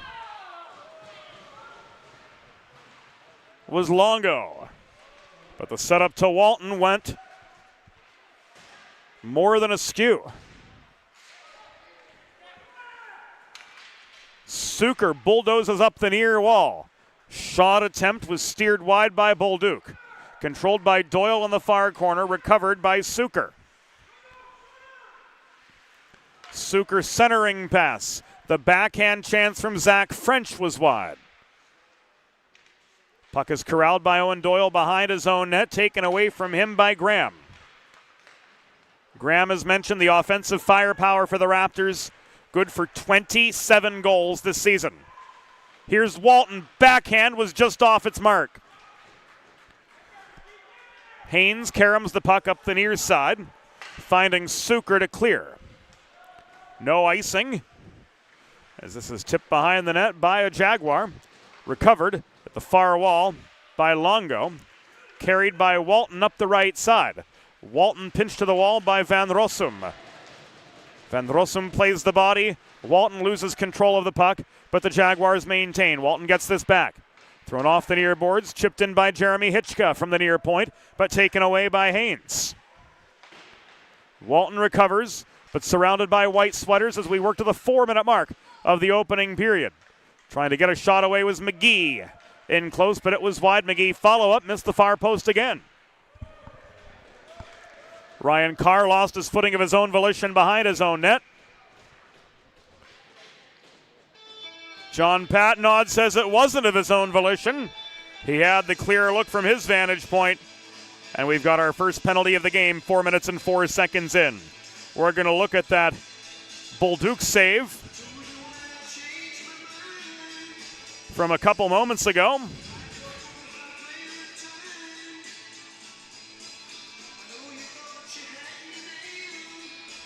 As the Jaguars go on their first Delaware trash can cleaning penalty kill of the night. Schedule your first cleaning today at DelawareTrashCanCleaning.com.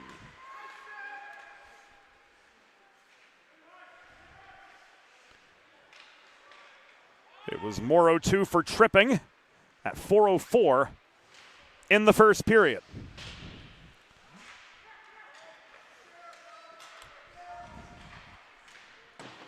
We'll wait for Rick to give us the particulars.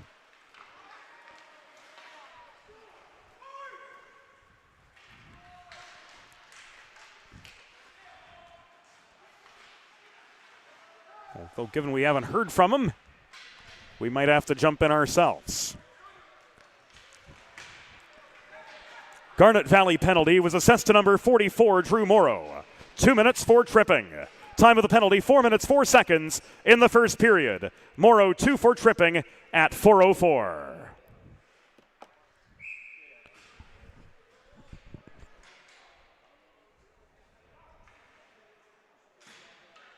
Seems like public address duty.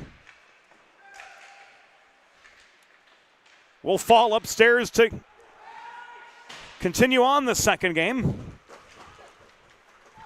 As Conway finds Walton up ice. The shot in close, blockered away by Danner. Walton scraps for the rebound. He steers this toward the net, dropping to the butterfly Danner again. Longo was boxed out on the doorstep. Tucker Graham holding close to home. 33 seconds to go on the Morrow penalty.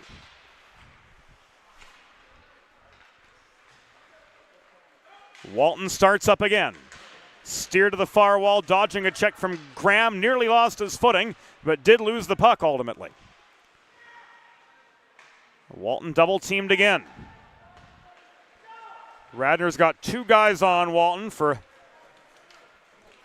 the few times we've seen him so far this game. Ryan Carr the other way.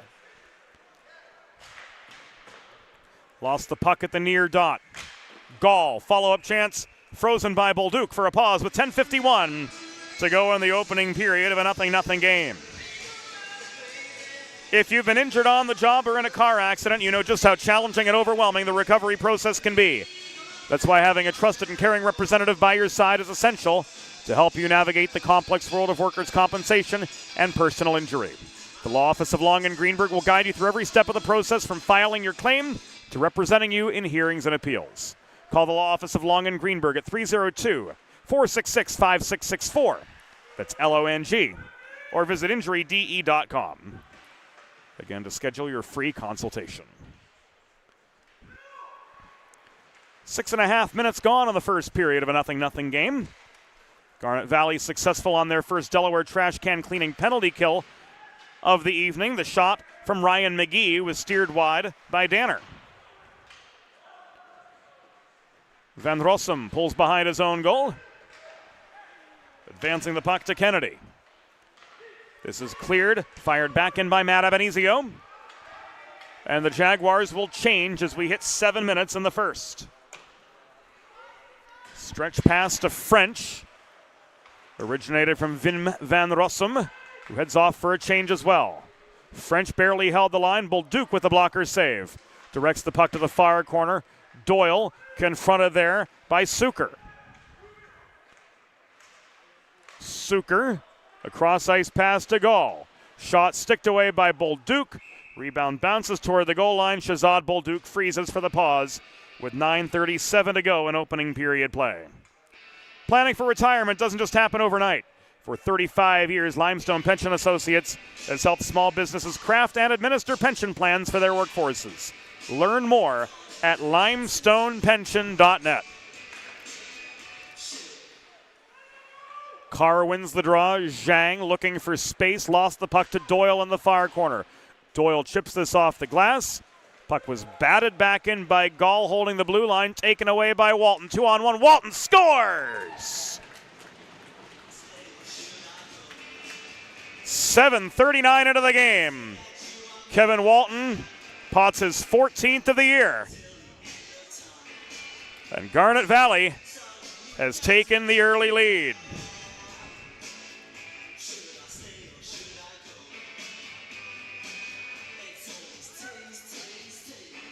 Walton's got 14.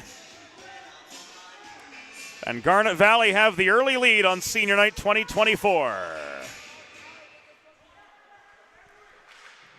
Garnet Valley goal, his 14th of the season. Scored by number 9, Kevin Walton. Time of the goal, 7 minutes, 39 seconds in the first period. Walton's 14th at 7:39.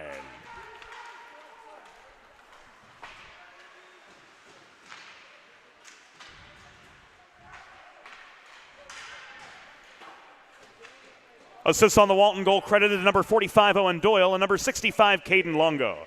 So Walton from Doyle and Longo at 7:39.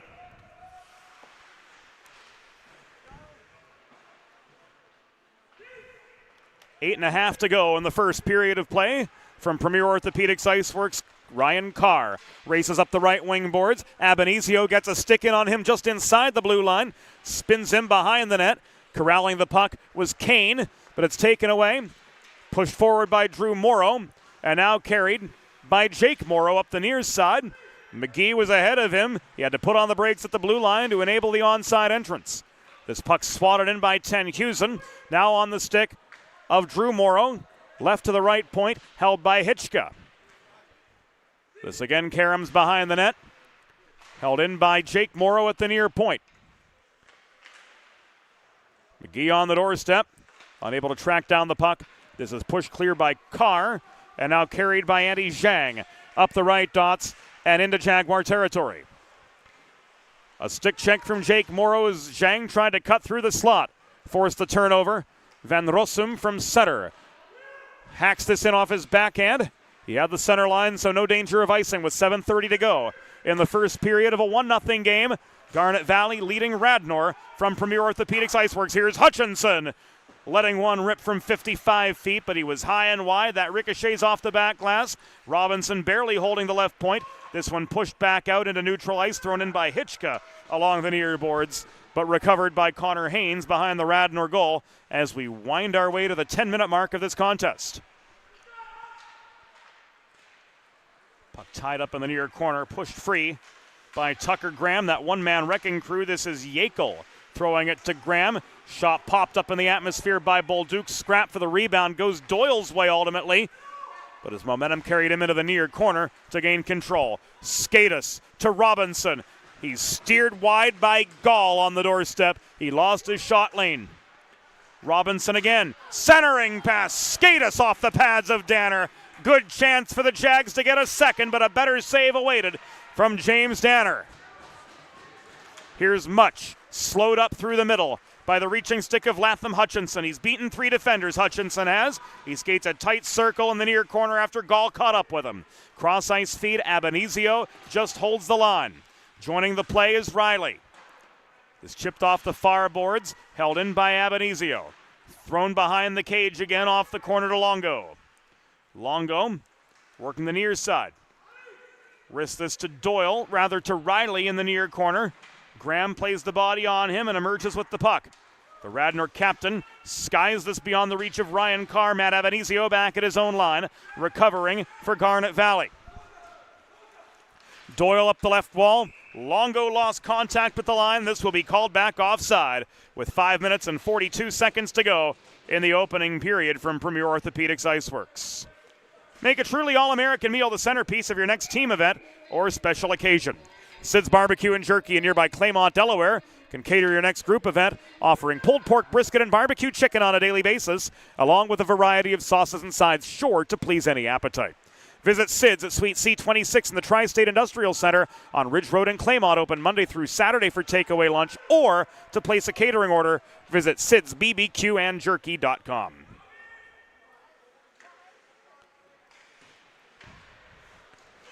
.5:15 to go in the first period. Walton, with his 14th of the season, put the Jaguars on the board. Doyle and Longo had the helpers. Doyle now co-leader on this Jaguars team in assists with 15, along with Latham Hutchinson. H.A. Tenhusen centering pass. Riley couldn't control the puck in low. Morrow holds the left point. Manning the puck to Walton, looking for another. This is taken away and pushed back to neutral ice by Ryan Carr. Winning the race back to the Jaguars' blue line, Jake Morrow regains control of the puck for Garnet Valley. And it's pushed back in behind the Radnor goal. Enough time for a pair of fresh defenders to take the ice for the Jags. Hitchka gives way to Kennedy. Kennedy floats this puck back in over the Garnet Valley blue line, where Doyle leaves it to McGee near side. Tipped in by Drew Morrow and covered by Danner for a pause in action with 4 minutes and 10 seconds to go in the first period. It's a 1-0 game. Garnet Valley in the shoulder to toes all black.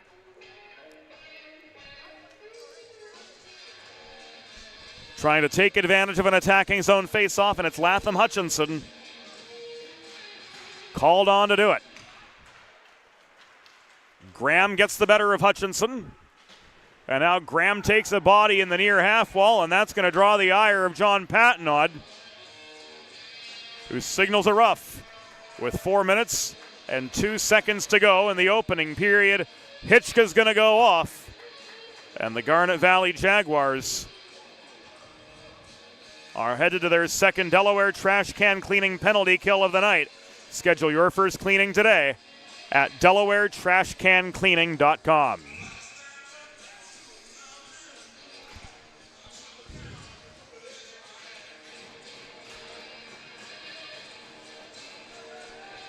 Andy Zhang in for the draw across from Hutchinson.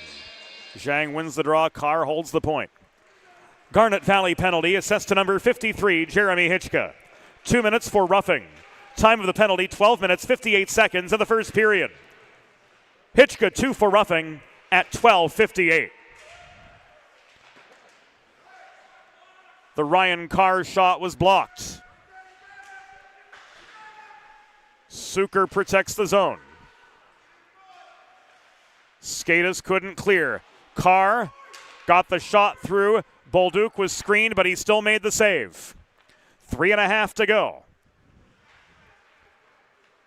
in this opening period.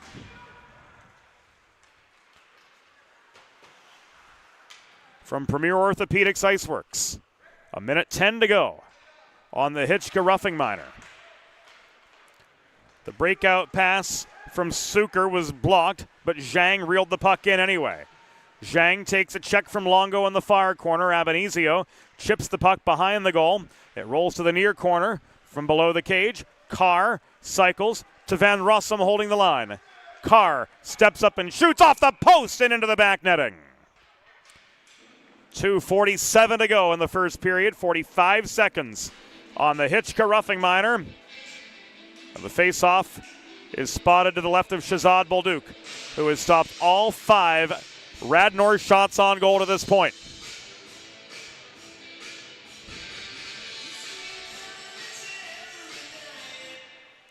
Zhang and Hutchinson take the near side draw.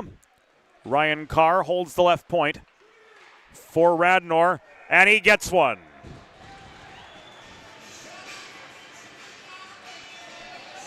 Ryan Carr with his 18th of the year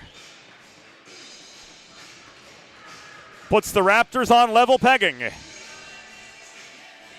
with 2:37 to go.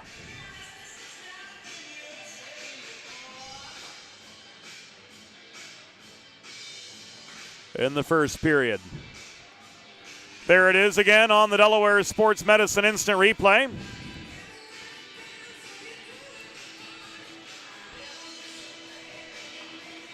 Ryan Carr has leveled the score. Reed Gall with the helper for Carr. That's number 18 on the year. Radnor goal, his 18th of the season. Scored by number 37, Ryan Carr. Assisted by number 55, Reed Gall. Time of the power play goal, 14 minutes, 23 seconds of the first period. Carr from Gall at 14:23, a power play goal.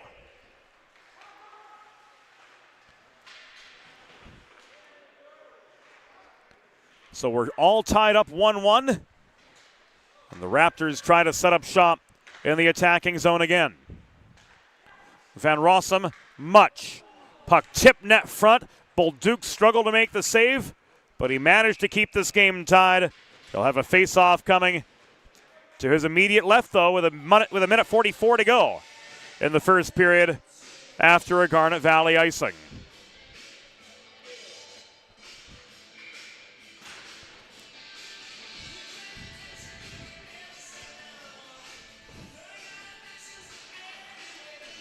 French in for the draw across from Drew Morrow. Won by Morrow. Abenizio works this clear up the far boards. Tenhusen lost his footing trying to play the puck, so Abenizio had to walk to center and dump this in the rest of the way. Samuel Kane couldn't get past the forechecking A.J. Tenhusen. 80 seconds remaining in the first period. We're tied 1-1. Jake Morrow gets the puck back from Abenizio, advanced to McGee up the near side. He gains red before carrying this in behind the cage.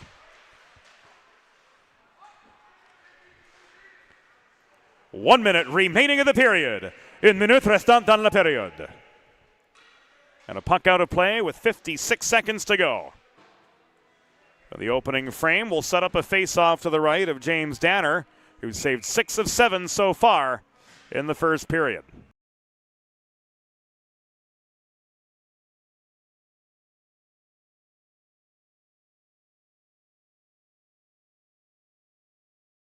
Circle draw won by Latham Hutchinson, held in at the point by Katrina Conway.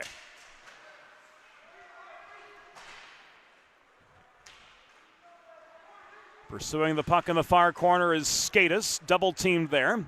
Steered behind the net, where waiting is Robinson. Robinson looking for a shot lane, bodied off the puck and racing up the right wing boards is Zhang. Zhang finds Carr through traffic on the headman pass, but the shot in close from right between the circles was steered wide. Pressure from Owen Doyle forced that errant shot. We're down to the final 20 seconds of the first period. Up the middle, Nick Skatis looking for the go-ahead. Skatis shoots, scores! Nick Skatis finds the back of the Radnor net with 14.4 seconds to go.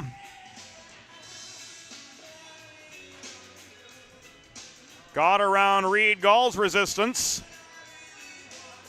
and potted his 11th of the season to give Garnet Valley the lead again.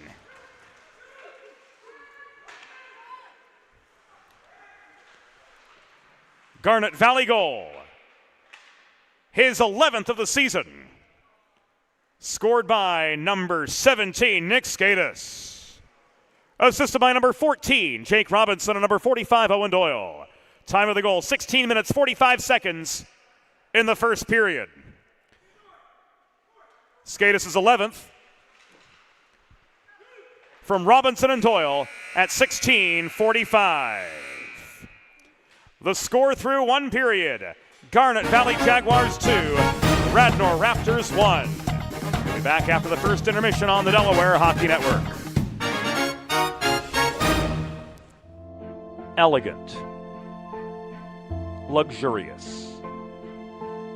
One of a kind. Since 1895, the Dubé name has embodied these very qualities. Make the 4-generation Dubé family tradition of fine custom jewelry your own, only at Carl Dubé Jewelers on Concord Pike in Wilmington. In Delaware for diamonds, it's Dubé. Recovery from an on-the-job injury or car accident can be overwhelming. The expert team at the law office of Long and Greenberg can carefully explain your options and advocate for you through the process of claims, proceedings, and settlements. To schedule your free consultation today, call the law office of Long and Greenberg at 302-466-5664 or visit injuryde.com. Whether you're a competitive athlete or a weekend warrior, a sports medicine physician is an important player on your health team. With over 10 years of treating high school, collegiate, professional, and everyday athletes, Dr. Brad Bly of Delaware Sports Medicine is the specialist you need to achieve personal bests and lead a healthier lifestyle. With clinics in Wilmington and Townsend, Delaware Sports Medicine is here for every athlete in your family. Visit desportsmed.com today to learn more.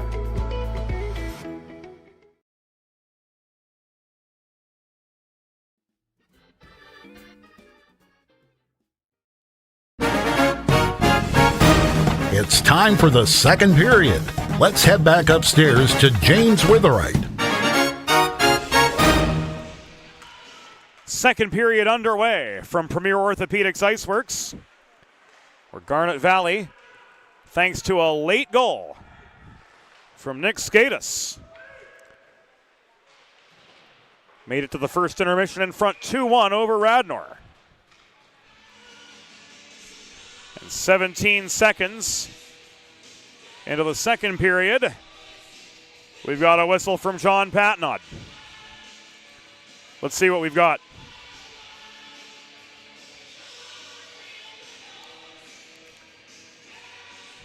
Van Rossum off for holding.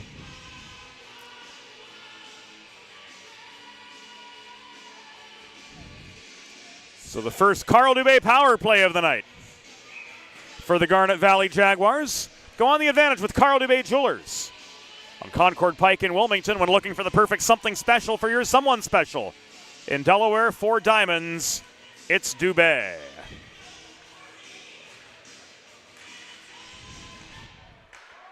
Radnor penalty, assist to number 13, Wim van Rossum. 2 minutes for holding. Time of the penalty, 17 seconds of the second period. Van Rossum, 2 for holding at 17 seconds. Walton to Abenizio. To Walton up high, thrown in. Saved by Danner. Rebound chance from Robinson, didn't go. Here's Walton again off the centering pass. He shoots and scores. Kevin Walton's got his second of the night. And Garnet Valley strikes on the Carl Dubé power play to go up 3-1.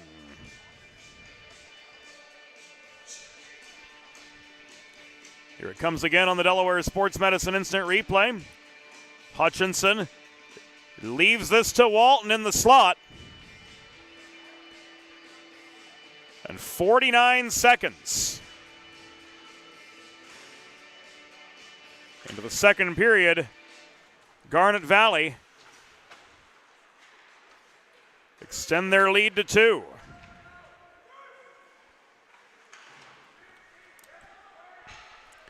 Garnet Valley goal.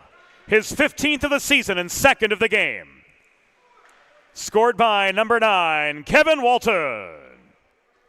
Assisted by number 34, Latham Hutchinson. And number 14, Jake Robinson.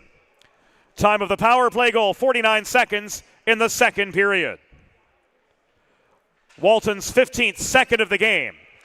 From Hutchinson and Robinson at 49 seconds, a power play goal.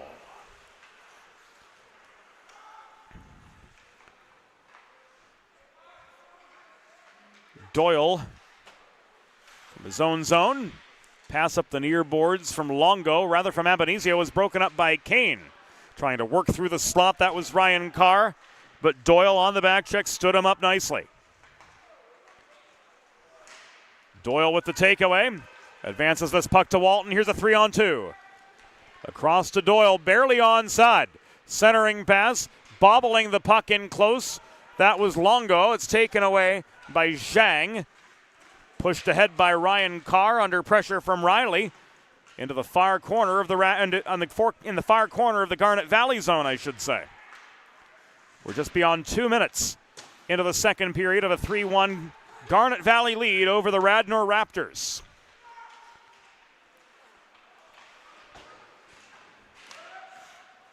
The new nickname taking a little bit of work to get used to, but the only constant is change, I suppose.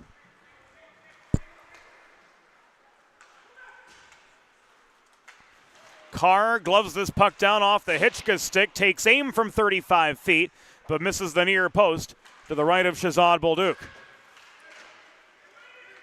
Robinson to Skatis. Centering pass, Hutchinson scores!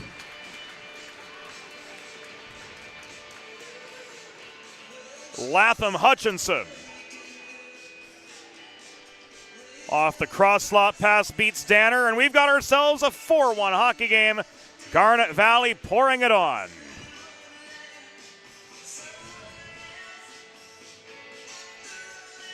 .246 into the second period. So the Jaguars have just reeled off 3 in a row.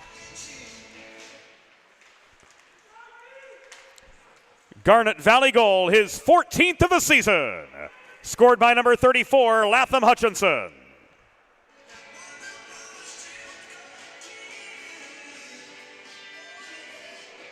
And we'll hold on the rest.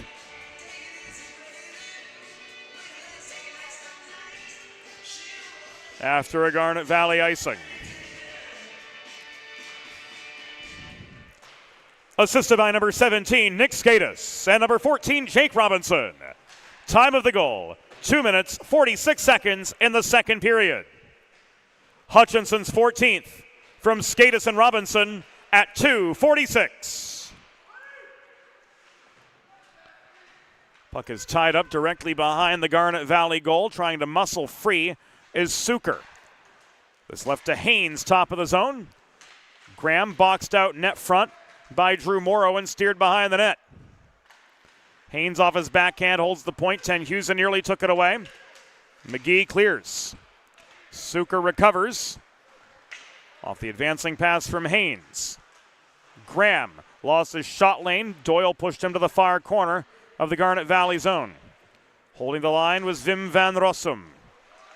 Centering pass from the near corner off the French stick. Sailed past Suker to no avail. Long shot, Van Rossum. Taken away by Bolduc. This is cleared up the far wall, and it will come back in icing with 4 minutes and change gone in period number 2. Garnet Valley leads Radnor 4-1 from Premier Orthopaedics IceWorks. Friends, if you're like me, healthy living is important, and Delaware Trash Can Cleaning can help you and your family stay healthy at home with periodic sanitization and disinfecting of your trash and recycling bins. Schedule your first cleaning today at DelawareTrashCanCleaning.com. Zhang circles behind the net. He leaves this to Gall. This goes low to the near corner, where Ryan Carr is met by Evan Carr. And the battle of the cars, not quite a demolition derby in the near corner, goes the way of the Jaguars.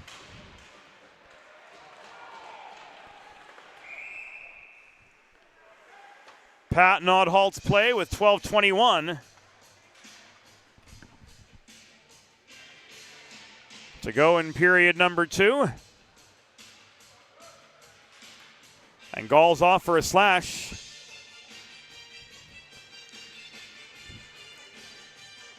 So it's Carl Dubé power play time again. For the Garnet Valley Jaguars go on the advantage with Carl Dubé Jewelers on Concord Pike in Wilmington. When looking for the perfect something special for your someone special in Delaware for diamonds, it's Dubé. Radnor penalty assist to number 55, Reed Gall. 2 minutes for slashing. Time of the penalty, 4 minutes, 39 seconds in the second period. Gall, 2 for slashing at 4:39. 5 minutes elapsed in period number 2. Garnet Valley with a 4-1 lead over Radnor after beating the Raptors on Thursday at the Haverford Stadium. Abenizio takes a check from Ryan Carr in the near corner. Walton holds the zone. Centering pass, the shot from Skatis. He fanned on that setup from Hutchinson, and this is cleared by Connor Haynes. Bolduc has yet to see a shot here in the second period. Meanwhile, Garnet Valley's lit up James Danner for 2 in this middle frame. Hutchinson looking to make it a third. Circles behind the cage. He's kept wide by Carr out the far side. Centering pass didn't make it to Skatis. It was blocked down by Van Rossum. Held in at center point by Abenizio, but ultimately taken away by Zhang. Robinson drives back in, stood up by Haynes. Van Rossum winds up, clears beyond center. Abenizio leads the re-entry after Skatis protected in the neutral zone. Here's a shot from Walton. Stick save by Danner. Turns the puck to the far side. Hutchinson looking to bully his way past Zhang and set up a shot lane. Didn't have it initially. He pulls back, throws one off the waffle board of Danner this time. He got his own rebound. Walton, back it goes to Hutchinson, stepping in from the half wall. Shot deflected up into the netting and out of play with 10 minutes 31 seconds to go in period number 2. 10 seconds remaining on the penalty to Reed Gall. And the Garnet Valley Jaguars have themselves a 4-1 lead over Radnor here at Premier Orthopaedics IceWorks. If you're just joining us here on the Delaware Hockey Network, glad to have you. James Witherite joining you from the 412 Communications press box atop the stands at Premier Orthopaedics IceWorks, our home for this Monday night Intercounty Scholastic Hockey League doubleheader. Raptors clear as the final seconds of the Gall penalty tick away. And Radnor is back to full strength. Graham to Kennedy. Up the middle. Graham shoots, crashing the net was Suker, but he couldn't find the redirect. Bolduc swarms the puck, and he freezes for the pause with 9 minutes and 58 seconds to go. In the second period, his Garnet Valley Jaguars with a 4-1 lead over Radnor this evening. Modern media is everyone shouting for attention and no one hearing a thing. So how do you get your voice above the fray? 412 Communications has myriad solutions to build bridges between your brand and its clientele. From broadcast to social, from print to digital, the 412 team will put their 40-plus years of experience to work for you. Learn more. Visit us at 412communications.com.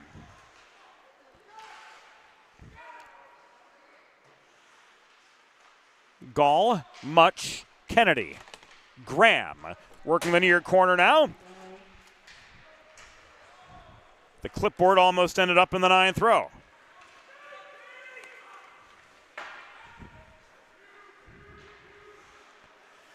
Much behind his own goal, swats the puck towards Steven Suker in the near corner, but it was taken away.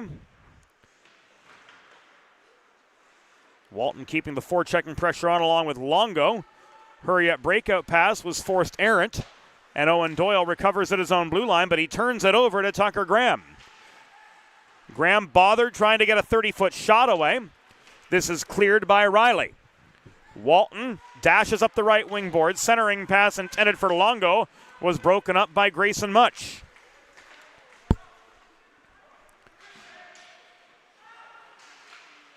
Graham lowers a shoulder, but Doyle stays with him, heading toward the cage.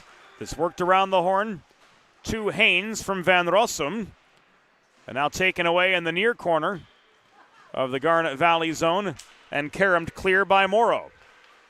Walton up the middle. Tries to split defenders in a 1-on-3. Loose puck taken away by Carr. This is Ryan Carr racing up the left wing boards. Getting a shot away after gaining the slot. Bolduc comes up with the first save, the follow-up 2, denying Zhang from the opposite side. We've passed halfway in this contest. Garnet Valley 4, nearly 5 as Skatis takes aim from the right dot. But Danner comes up with the save. Radnor still with 1. 8 minutes to go in the second period. Haynes recovers in the neutral zone. Hutchinson steamrolls up the right wing boards, generates a scoring chance, lost his lane though, one too many stick handles in close, but he does, oh no, that's off the post from Robinson. Beautiful setup on the doorstep, but Robinson rings one off the iron. Counterattack from Andy Zhang, blockered away by Bolduc. Doyle chips this off the far wall as far as the Radnor blue line. Regal pulls back in his own zone. Carr up the right dots. Slowed up at center by the reaching stick of McGee.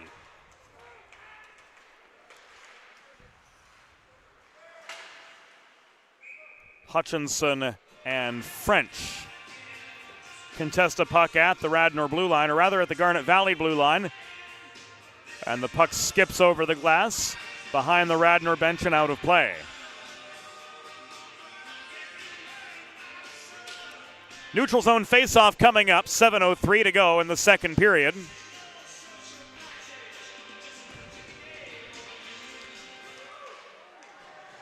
Steamrolling forward off the dot was Tucker Graham, but outnumbered upon working deep into Jaguar territory.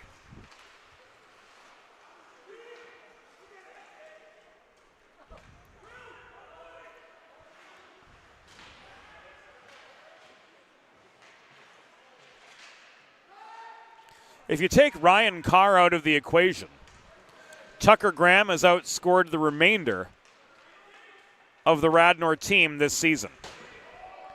You've got Graham with 27, Carr with 18, and then you go back to Steven Suker with 7, Andy Zhang with 5, Kane and Gall with 4 each.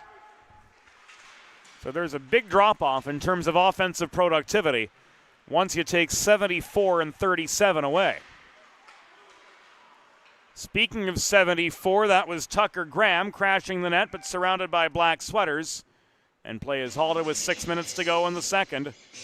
Garnet Valley pinned in their zone but maintaining a 4-1 lead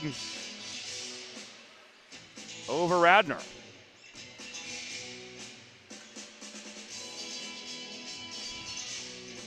Faceoff comes out. The puck was out of play off a Radnor stick. So they lose territory. And Walton wins the draw just above his own blue line. Abenizio advances the puck from blue line to blue line and then some. Walton waits for Riley to tag up after the neutral zone takeaway.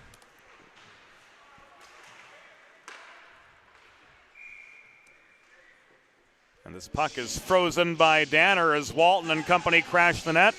And now Walton getting a few words from Wim van Rossum, and Walton, a willing combatant, gets his 2 cents worth just the same.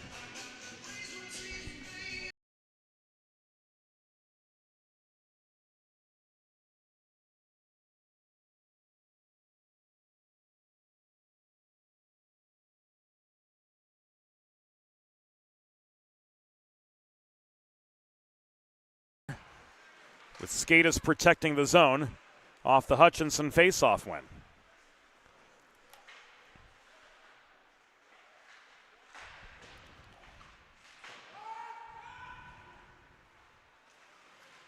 Conway wound up.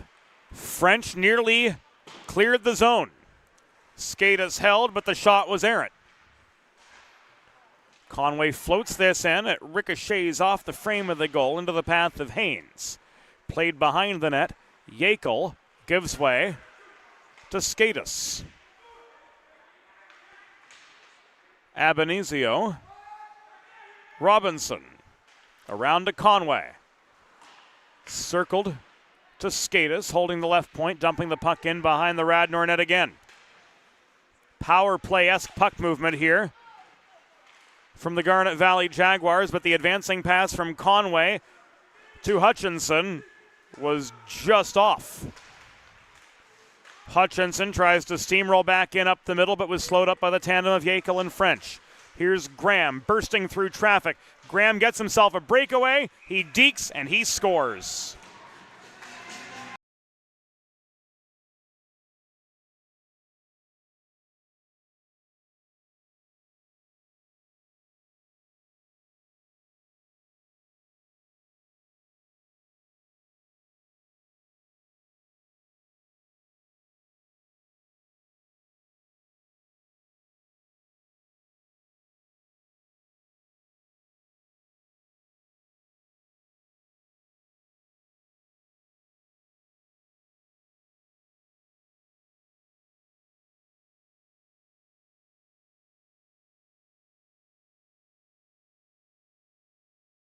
on the season.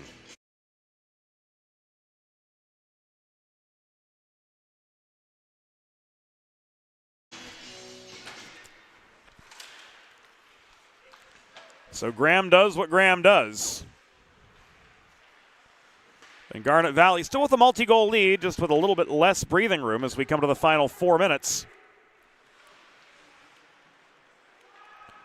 of the second period. Radnor goal, his 28th of the season, scored by number 74, Tucker Graham. Time of the unassisted goal, 12 minutes, 35 seconds in the second period. Graham's 28th unassisted at 12:35.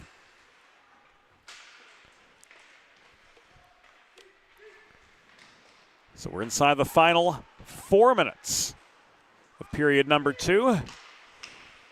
Jaguars 4, Raptors 2 from Premier Orthopaedics IceWorks.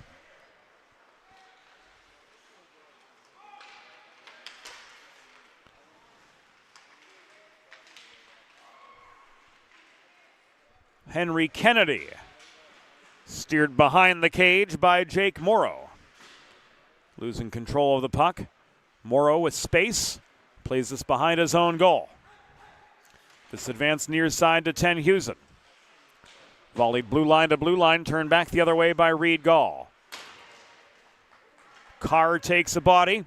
We're down to the final 3 minutes of the second period. Morrow off the near wall. 10 Hewson bobbles. Van Rossum holds the zone. The shot off the headman pass from Ryan Carr is caught and held by Shazad Bolduc.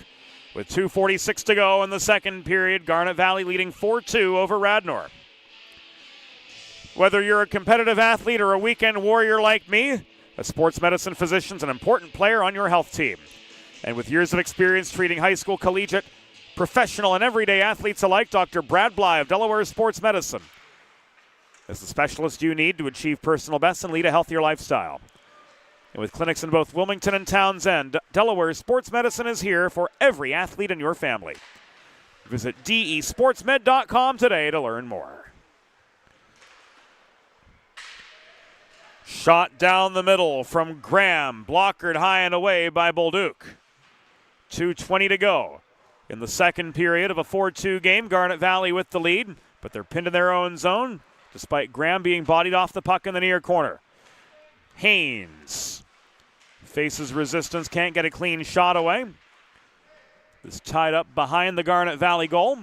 Those maroon numbers on the black sweaters a little hard to see on your TV as long as they're any sort of distance away from the Joe Sindoni camera. So we'll continue to do our best to ID players as we go along, and an icing against the Jaguars with 1:52 to go in the second period.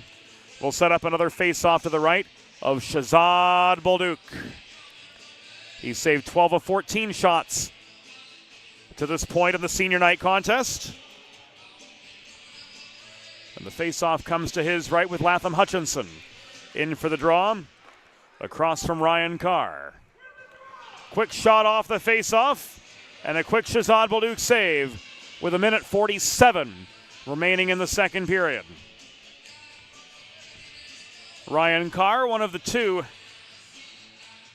Radnor scorers this evening.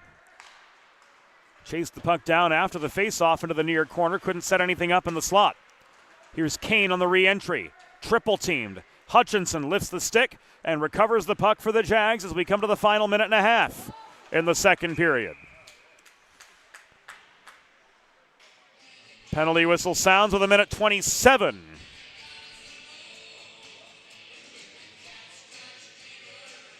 To go in the second period, and Zach French is off for a trip.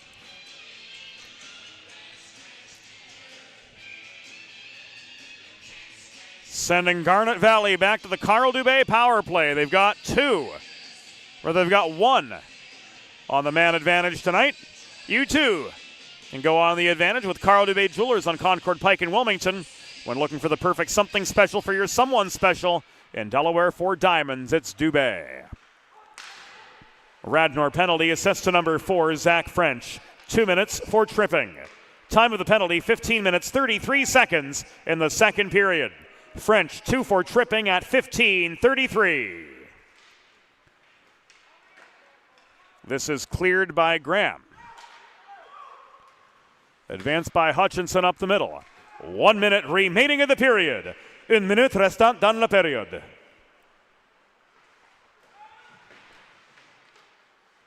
Abenizio at center point. To Hutchinson. Back high it goes. Walton's shot was stick checked by Carr. Follow up and closer from Skatis. Was steered high and away.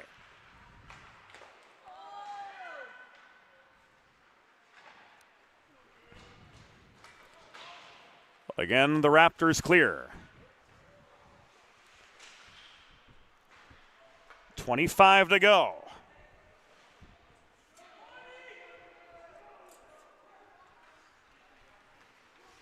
Abenizio to Walton. Walton looking for a shot lane. Centering pass intended for Robinson. Sailed right past him in the high slot. This is fired clear by Zhang. Advanced in a one-on-one. The shot from Carr was rushed, and the horn sounds to signal the end of the second period. The score through 2 periods. Garnet Valley Jaguars 4, Radnor Raptors 2. We'll be back on the Delaware Hockey Network after the second intermission. It's all brought to you by Long and Greenberg. Think about it. The trash and recycling bins in our homes, even with normal use, are places where harmful bacteria like Salmonella and E. coli can multiply by the thousands. But like anyone, you want to keep your home and your family as healthy as possible. Delaware Trash Can Cleaning can help. They sanitize your trash cans with high-pressure hot water jets that can kill over 99% of the germs and bacteria in your cans in just a few minutes. To schedule your first cleaning, call 302-310-9075 or visit DelawareTrashCanCleaning.com. Recovery from an on-the-job injury or car accident can be overwhelming. The expert team at the law office of Long and Greenberg can carefully explain your options and advocate for you through the process of claims, proceedings, and settlements. To schedule your free consultation today, call the law office of Long and Greenberg at 302-466-5664 or visit injuryde.com. There's nothing all-American quite like a good old-fashioned barbecue. Sid's Barbecue and Jerky brings the most tender and flavorful pulled pork, brisket, and barbecue chicken to the tri-state area and is sure to turn your next gathering into a truly all-American event. Visit Sid's on Ridge Road in Claymont, Delaware, or place your next catering order at sidsbbqandjerky.com.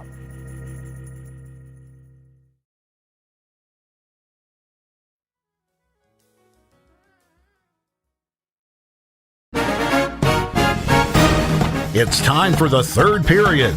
Let's head back upstairs to James Witherite. Orthopaedics IceWorks, we're down to the final 13 seconds of this Garnet Valley power play as they look to build on a 4-2 lead over Radnor here at Premier Orthopaedics IceWorks. Final seconds of the French penalty have ticked away. Raptors back to full strength. Walton re-enters from center. The reaching stick of Ryan Carr slowed up Walton just upon his entry to the Radnor zone. Puck is trapped behind the Radnor goal. Riley joining Longo, trying to pitch the puck free from a two-a-side scrum. Reaching in as well. And now emerging is Ryan Carr. This is carried by Zhang up the right dots, 3-on-2. Zhang gets past Doyle, lost his angle, tries to throw one in close, but he's denied by Shazad Bolduc. Right at the edge of the crease. 75 seconds gone. This is Ryan McGee.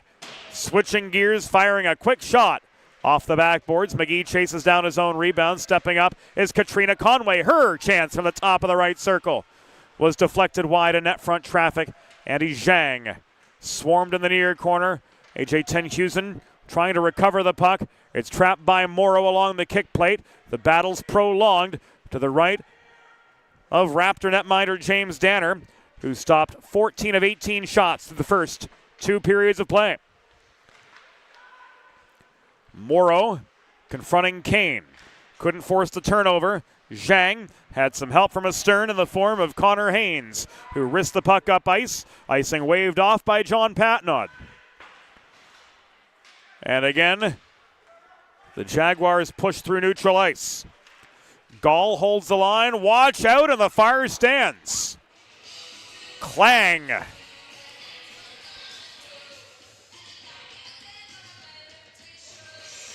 Looks like we're all clear with that puck out of play.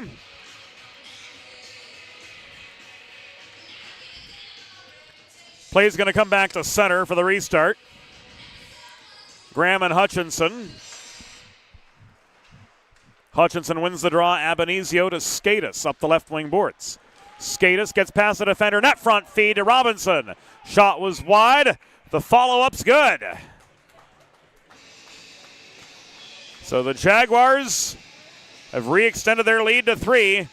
Latham Hutchinson with his 15th of the year. And here it comes again.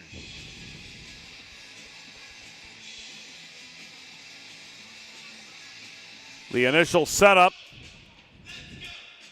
went the way of Danner.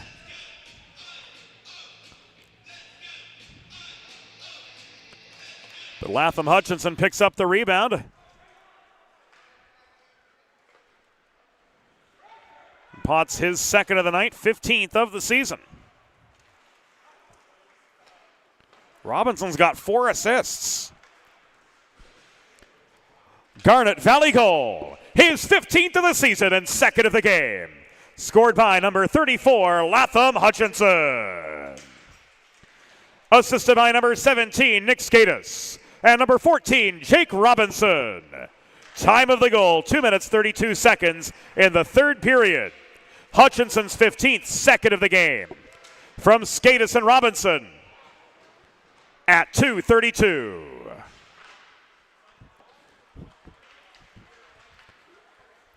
The Skatis shot was intercepted. Skatis back to center, backhands the puck in behind the Radnor goal. Grayson Much is all alone to recover. Much slowed up at his own blue line by the reaching stick of Kevin Walton, but he perseveres and drives into Garnet Valley territory.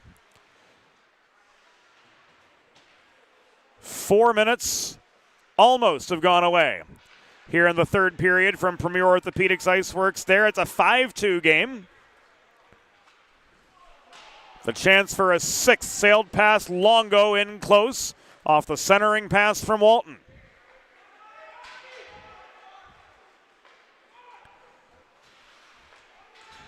Notable scratches for Garnet Valley tonight include Aiden Delphin and Nolan Stott. Shazad Bolduc comes up with save number 15 just now with 12:47 to go. It is Garnet Valley Jaguars leading comfortably 5-2 over Radnor. The Dubé name has been a family tradition in Delaware dating to 1895, and for 4 generations has been synonymous with fine custom jewelry in the first state. Carl Dubé Jewelers also offers appraisal design, resizing, and repair services. Find the perfect something special for your someone special. Enjoy tax-free shopping just over the Pennsylvania-Delaware state line at Carl Dubé Jewelers, located on Concord Pike in Wilmington. In Delaware, for diamonds, it's Dubé. French takes a check at the right half wall, still gets the shot away. Bolduc with the freeze with 12:24 to go in regulation. Face-off comes to the left of Shazad Bolduc, who has now stopped 15 of 17 on net. Carr dances around Morrow on the face-off, but can't control the puck. Zhang takes an open ice check at the outside hash marks of the far circle. Zhang back up on his feet, but double-teamed. Katrina Conway plays the body on Zhang, who tries to drive a path to the net. Backhanded to Van Rossum. Shot blocked off the skate of Jake Morrow at the top of the near circle. Fanning on the puck on the way back the other way. And clearing the second time round was Weselik. Here's Weselik again. Up the far boards, giving way to Haynes. This is launched in from center. paddled behind the net by Bolduc.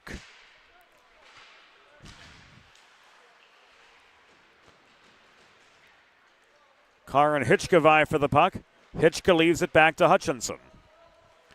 Kicked free by Ryan Carr.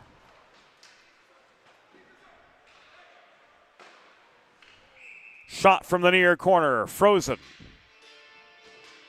by Garnet Valley netminder Shahzad Bolduc with 11:18 to go in regulation. Garnet Valley leading 5-2 over Radnor. So far, so good on Senior Night 2024.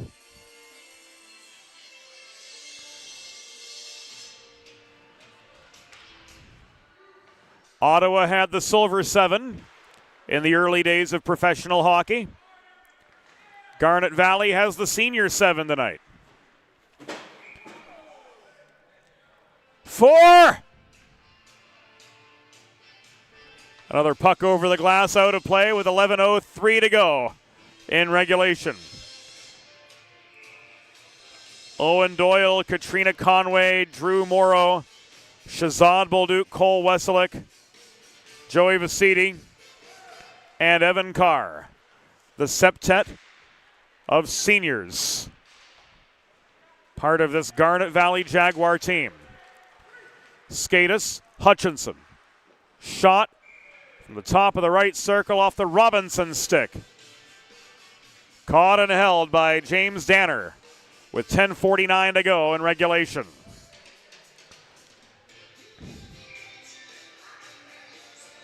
Face-off comes to the left of James Danner after save 15.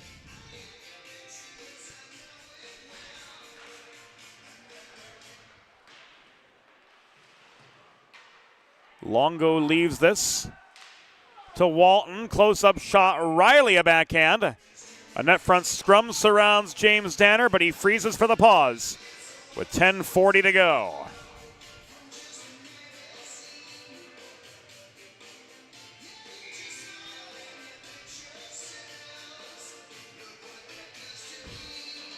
This face-off comes to the right of Danner, who has now saved 16 of 21, held in by the Jaguars off the Walton face-off win.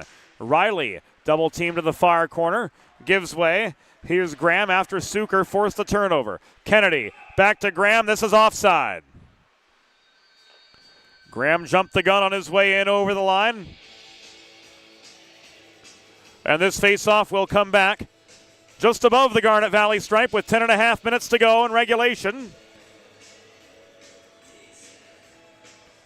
Folks rolling in for Adult League hockey following this contest here at Premier Orthopaedics IceWorks. We talk about some starting times for hockey games for extremely young hockey players and for hockey players admittedly past their prime. And we can't help but laugh that when you start, you play at 6 a.m. And after the dream is gone, you play at 1 a.m. Suker gave Riley an extra shove in the far corner. Walton takes the puck away from Graham. He accelerates up the right wing boards. Crosses in up the middle.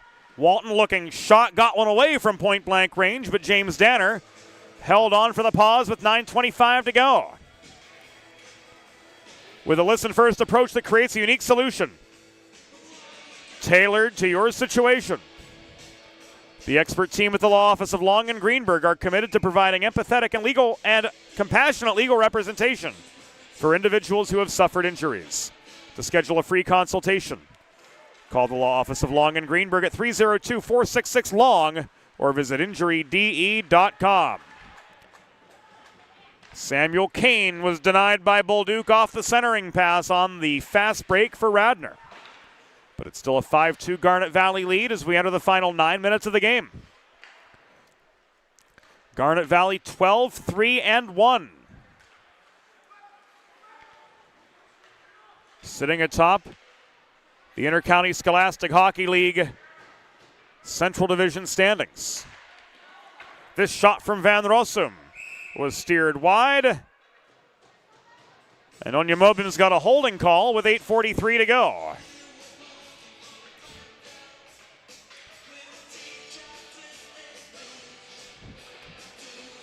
Who's going to go? Joey Vasiti.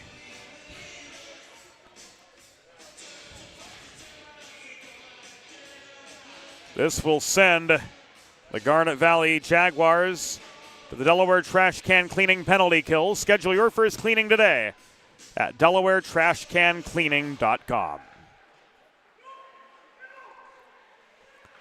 Garnet Valley penalty assessed to number 11, Joey Vasiti. 2 minutes for holding. Time of the penalty, 8 minutes, 17 seconds in the third period. Vasiti, 2 for holding at 8:17.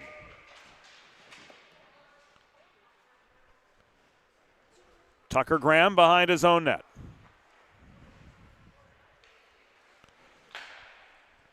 To Carr. Zhang, Gall, and Van Rossum complete the 5 on this Radnor power play.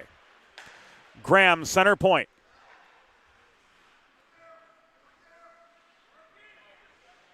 Into Carr in the near corner.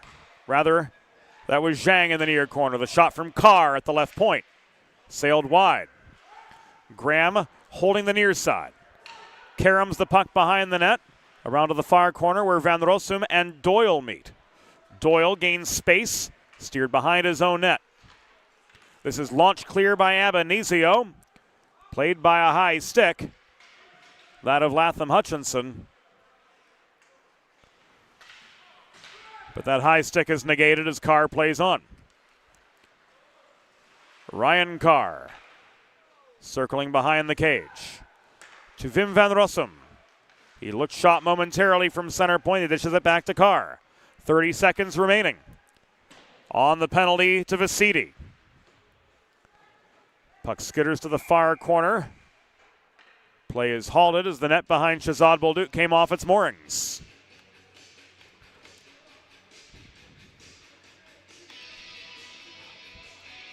University of Delaware hockey back on the Delaware Hockey Network on Friday as the men's Division III, or shall we now say AAU, University of Delaware Blue Hens, host Rowan at Gold Arena.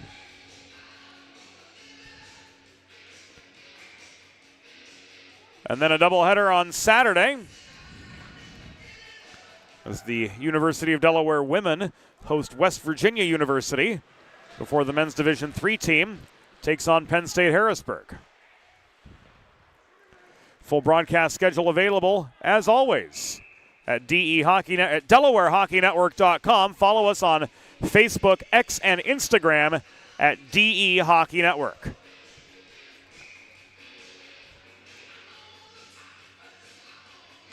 .650 to go. Another quick shot. This came from Reed Gall. Another save.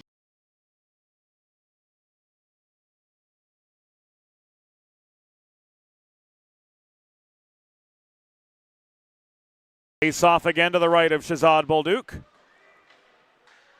Jeremy Hitchka corrals the puck. The Vasiti penalty has expired.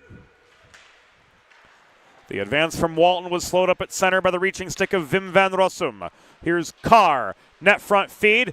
Backhand from Zhang. Blocked away by Bolduc, who scrambles to get back in position. And he comes up with a save on Graham, and now he freezes. My, oh my, Shazad Bolduc. Standing tall with 10-bell save after 10-bell save for the Garnet Valley Jaguars to keep it a 5-2 hockey game. Wow.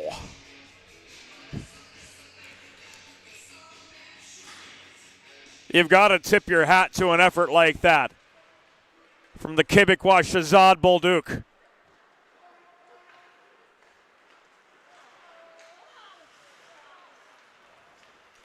Kennedy up the middle. Regains, but into a sea of black sweaters. He takes a check in the far corner from Morrow. The brothers Morrow converge on the puck. It is Drew who clears up the far wall as far as the Radnor blue line, where Gall recovers. Across to the near side. French looking for space. Pressed deep into Radnor territory by the forechecking McGee. French clears. Kennedy to Yakel. Taken away just above the blue line by McGee. McGee surrenders the puck at the blue line. Checked off of it by French. This is French up the middle and into Garnet Valley territory again with 5.5 minutes to go. A 5-2 hockey game. Garnet Valley holding steady with a 3-goal lead, thanks to 2 goals from Latham Hutchinson, 2 from Walton, and 1 from Skatis. McGee looking to make it 6 for Garnet Valley. Saw his shot from 40, stick checked offline. Doyle took a check from Henry Kennedy at the right point, and Kennedy bounced off Doyle. Doyle just stands there and looks at him like, what are you thinking, man?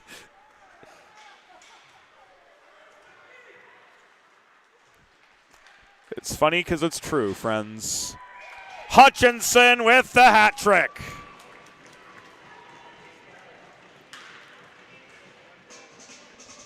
Latham Hutchinson gets his 16th of the year.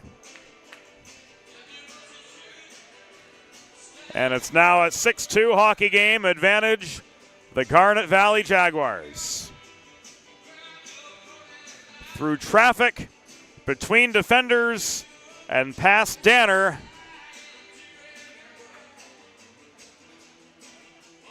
It is now 6-2.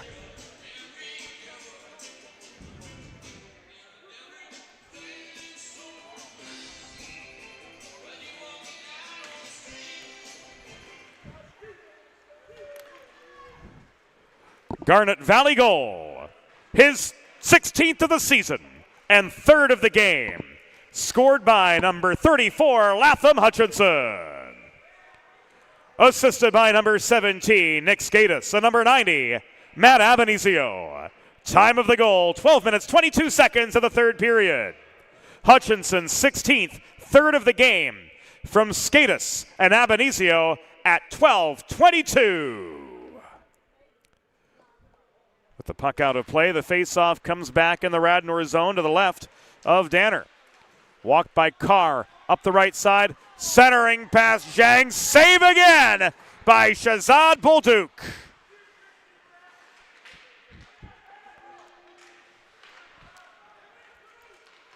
Carr to Van Rossum. There's save number 24 from Bolduc. The other Carr, Evan, steers the puck away from in close. We've entered the final 4 minutes of the contest. Garnet Valley 6, Radnor 2 from Premier Orthopaedics IceWorks. Haynes back to his own line, feeds to Graham.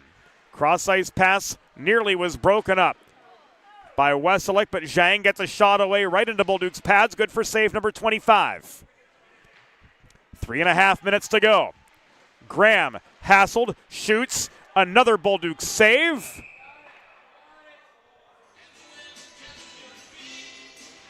And an interference call made with 3 minutes and 24 seconds to go.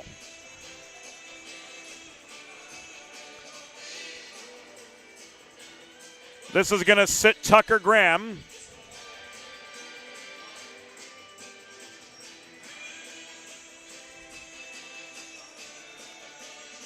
For the next 120 seconds, he heads off to feel shame. And the Garnet Valley Jaguars will look to add insult to injury on this Carl Dubé power play. In Delaware for Diamonds, it's Dubé. Hutchinson, Robinson, Skatis, Doyle, and Walton. The 5 on this Carl Dubé power play. Radnor penalty assist to number 74, Tucker Graham, 2 minutes for interference. Time of the penalty, 13 minutes, 36 seconds in the 3rd period. Graham 2 for interference at 13:36. Hutchinson working in the far corner.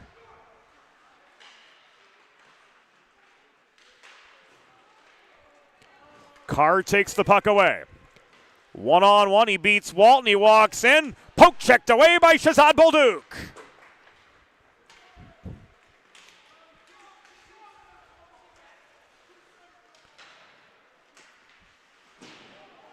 Final 2.5 minutes.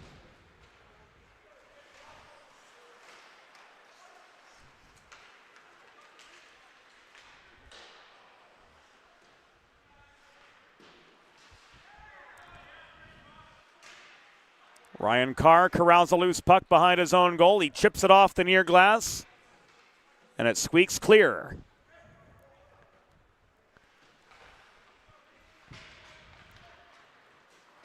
Final 2. Walton up the dots. Looking shot but bothered by much. Morrow, slapper from the right point. Will be steadied by Danner. No pressure. He's forced to play it on.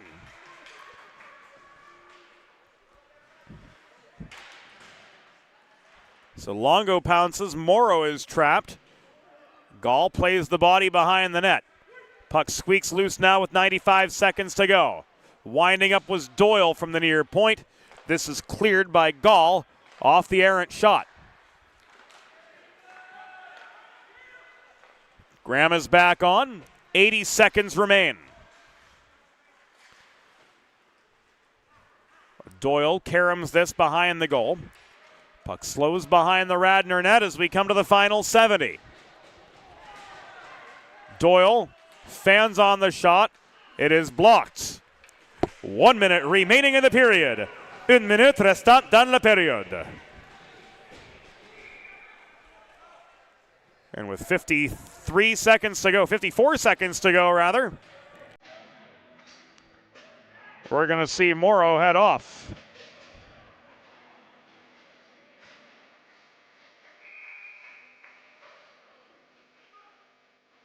We'll get the word from downstairs. And John Patnod saying Morrow's got to go. Charging.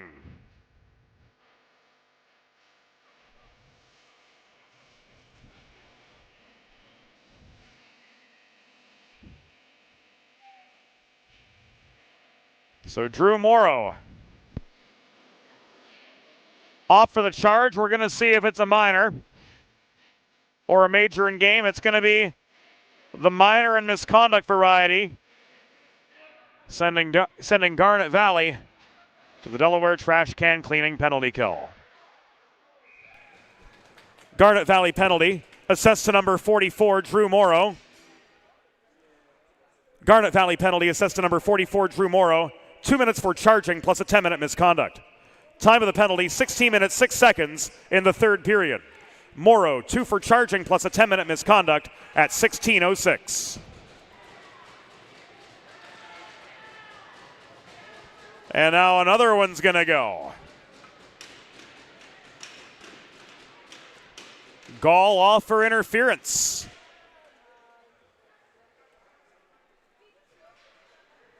This with 46 seconds to go.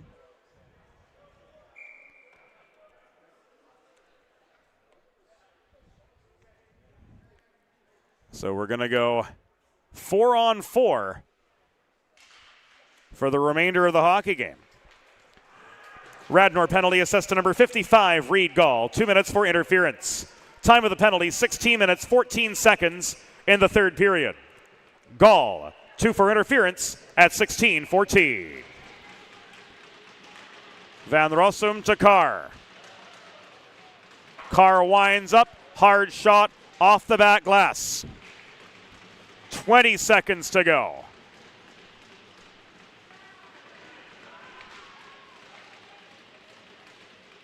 Graham opens fire, shot is wide. Carr stood up by Weselick. Conway gains the puck, throws it up ice. It's paddled back by Danner, and that will do it. Tonight's final score, your Garnet Valley Jaguars 6. Radnor Raptors 2. Final shots on goal. Garnet Valley 30. Radnor 26. Fans, it's time for the Sid's 3 Stars of the Game, presented by Sid's Barbecue and Jerky in Claymont, Delaware. Tonight's 3rd star, with a goal and 3 assists for Garnet Valley, number 17, Nick Skatis. Tonight's number 2 star with 28 saves, number 31, Shazad Baldouk. And the number 1 star of the game with a hat trick and an assist for your Garnet Valley Jaguars, number 34, Latham Hutchinson. And that will do it, friends, from Premier Orthopaedics IceWorks, as Garnet Valley improves to 13, 3-1 on the season with 1 to play. The Radnor Raptors fall to 7-10-0. That does it for us here from Premier Orthopaedics IceWorks. For assistant producer and videographer Broadway Joe Sindoni, James Witherite saying thank you for your company. We'll do it again on Friday with University of Delaware Blue Hens hockey on tap here on the Delaware Hockey Network, live on the 412, and it's all brought to you by the Law Office of Long and Greenberg. Have a great night, everybody. We'll see you again soon.